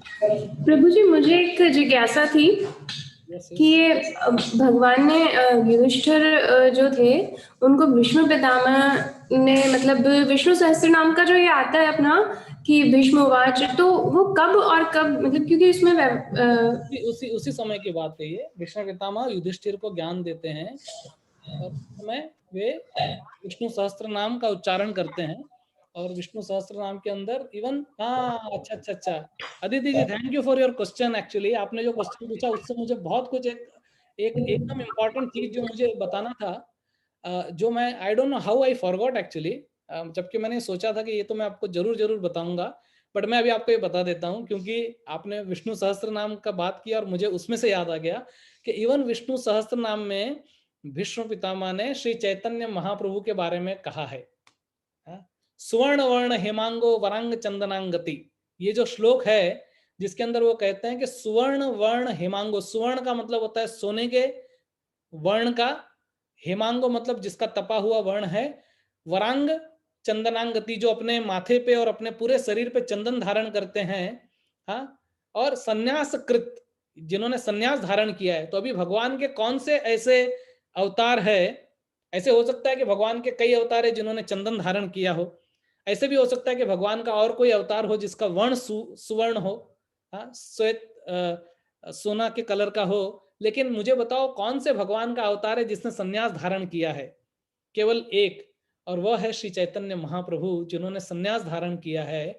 और वो चैतन्य महाप्रभु के बारे में बताते हैं। और आज का दिन हम लोगों के लिए, I don't know, I am full number 1 that how I forgot this point, जबकि मेरे जहन में था, लेकिन क्योंकि मैंने नोट्स वोट्स नहीं बना के रखे हैं मेरे सामने, तो मुझे पता नहीं था कि आज ही के दिन श्री चैतन्य महाप्रभु ने संन्यास ग्रहण किया था। आज बहुत इंपॉर्टेंट दिन है गौड़ीय वैष्णवों के लिए, कि आज के ही दिन इंपॉर्टेंट, इस दिन पे श्री चैतन्य महाप्रभु, तो मैं आपको बताता हूँ शॉर्ट में, श्री चैतन्य महाप्रभु, आपके क्वेश्चन का मैं जवाब दूंगा दीदी जी, बट जस्ट वेट हियर। सो श्री चैतन्य महाप्रभु इस धरातल पर आए तो श्री कृष्ण चैतन्य, राधा कृष्ण नहीं अन्य, दोनों एक ही रूप है राधा और कृष्ण के। श्री चैतन्य महाप्रभु आया, राधा कृष्ण एक आत्मा दुई देह धारी, दोनों जन ने एक देह धारण करके श्री चैतन्य महाप्रभु के रूप में आए। 48 वर्ष भगवान इस धरातल पर रहे, उसमें से 24 वर्ष तक भगवान गृहस्थ का जीवन बिताए और 24 वर्ष भगवान ने एक सन्यासी का जीवन बिताया। और उस 24 बरस में और आई थिंक बाकी के जो पीछे के जो बरस है उसमें 6 बरस भगवान घूमते रहे और 18 बरस वो जगन्नाथपुरी में रहे। लेकिन भगवान आए थे मुख्य रूप से अपने संन्यास लीला को वर्णन करने के लिए। तो श्री चैतन्य महाप्रभु आए थे लोगों को बताने के लिए कि भगवान का नाम लेना है, भगवान से प्रेम करना है। लेकिन लोग चैतन्य महाप्रभु को गालियां देने लगे, हाँ, और तो फिर उन्होंने सोचा कि यार मैं तो प्रचार नहीं कर पा रहा हूँ। तब उन्होंने संन्यास लेने की ठानी और अपनी बूढ़ी माँ और अपनी जवान पत्नी, ऐसे बताते हैं कि चैतन्य महाप्रभु लगभग 24 बरस के थे जब उन्होंने संन्यास लिया, और विष्णु प्रिया जो उनकी वाइफ थी वो शायद 16 बरस की थी, हाँ। तो ऐसे बताते हैं कि उन जो वो एक्चुअली वो लक्ष्मी का रूप है, लक्ष्मी है, लक्ष्मी का रूप नहीं है, लक्ष्मी का स्रोत है एक्चुअली, जहाँ से सारी लक्ष्मियाँ प्रकट होती है। उनको उन्होंने छोड़ के और 24 बरस की अवस्था में श्री चैतन्य महाप्रभु ने संन्यास लिया था। और वो भी एक विशेष दिन की प्रतीक्षा कर रहे थे, आज के दिन की, मकर संक्रांति की। और मकर संक्रांति के दिन गंगा पार करके रात को, ऐसे बताते हैं कि the last meal he had in his house was given by Shridhar Kholavecha, जो उनके लिए पंपकिन अर्थात जिसको आप काशी फल या भोपला बोल सकते हो, वो दूध में बना के, और सची माता जो उनकी माँ थी चैतन्य महाप्रभु की, उनको उन्होंने परोसा था।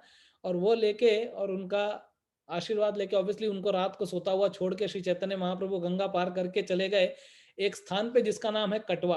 और कटवा में ऐसे बताते श्री चैतन्य महाप्रभु के ऐसे घुंघराले बाल थे, जैसे भगवान श्री कृष्ण को केशव कहते हैं, he is very famous for his hair. Similarly, Sri Chaitanya Mahaprabhu had very, very wonderful hair, long hair, and that got cut on this day in Katwa, and that's the place of. और हमने इसके ऊपर एक drama किया था, Gauranga take संन्यास। मैंने एक छोटा सा क्लास भी दिया था, I will forward that class in the group right now, and जिसके पास टाइम है आप सुन सकते हो इसके बारे में कि किस प्रकार से श्री चैतन्य महाप्रभु ने संन्यास लिया। और ये बहुत मार्मिक प्रसंग है, इसको सुनाने के लिए भी ना तुमको एकदम इंटेंसिटी चाहिए और इवन सुनने वालों को, क्योंकि ये आसान नहीं था। जिस किसी ने भी श्री चैतन्य महाप्रभु की इस लीला को देखा सुना, हाँ, वो टूट गए पूरी तरह से कि वो लोग they can not even imagine कि श्री चैतन्य महाप्रभु भगवान जो है वो संन्यास लेंगे। लेकिन भगवान संन्यास लेते हैं पूरी दुनिया को बचाने के लिए। और आज ही के दिन, मकर संक्रांति के दिन, श्री चैतन्य महाप्रभु ने संन्यास लिया था, तो आज सारे गौड़ीय वैष्णव इस उपलक्ष्य में भी श्री चैतन्य महाप्रभु का इस पर्व को मनाते हैं। ठीक है, थैंक यू। Sorry, now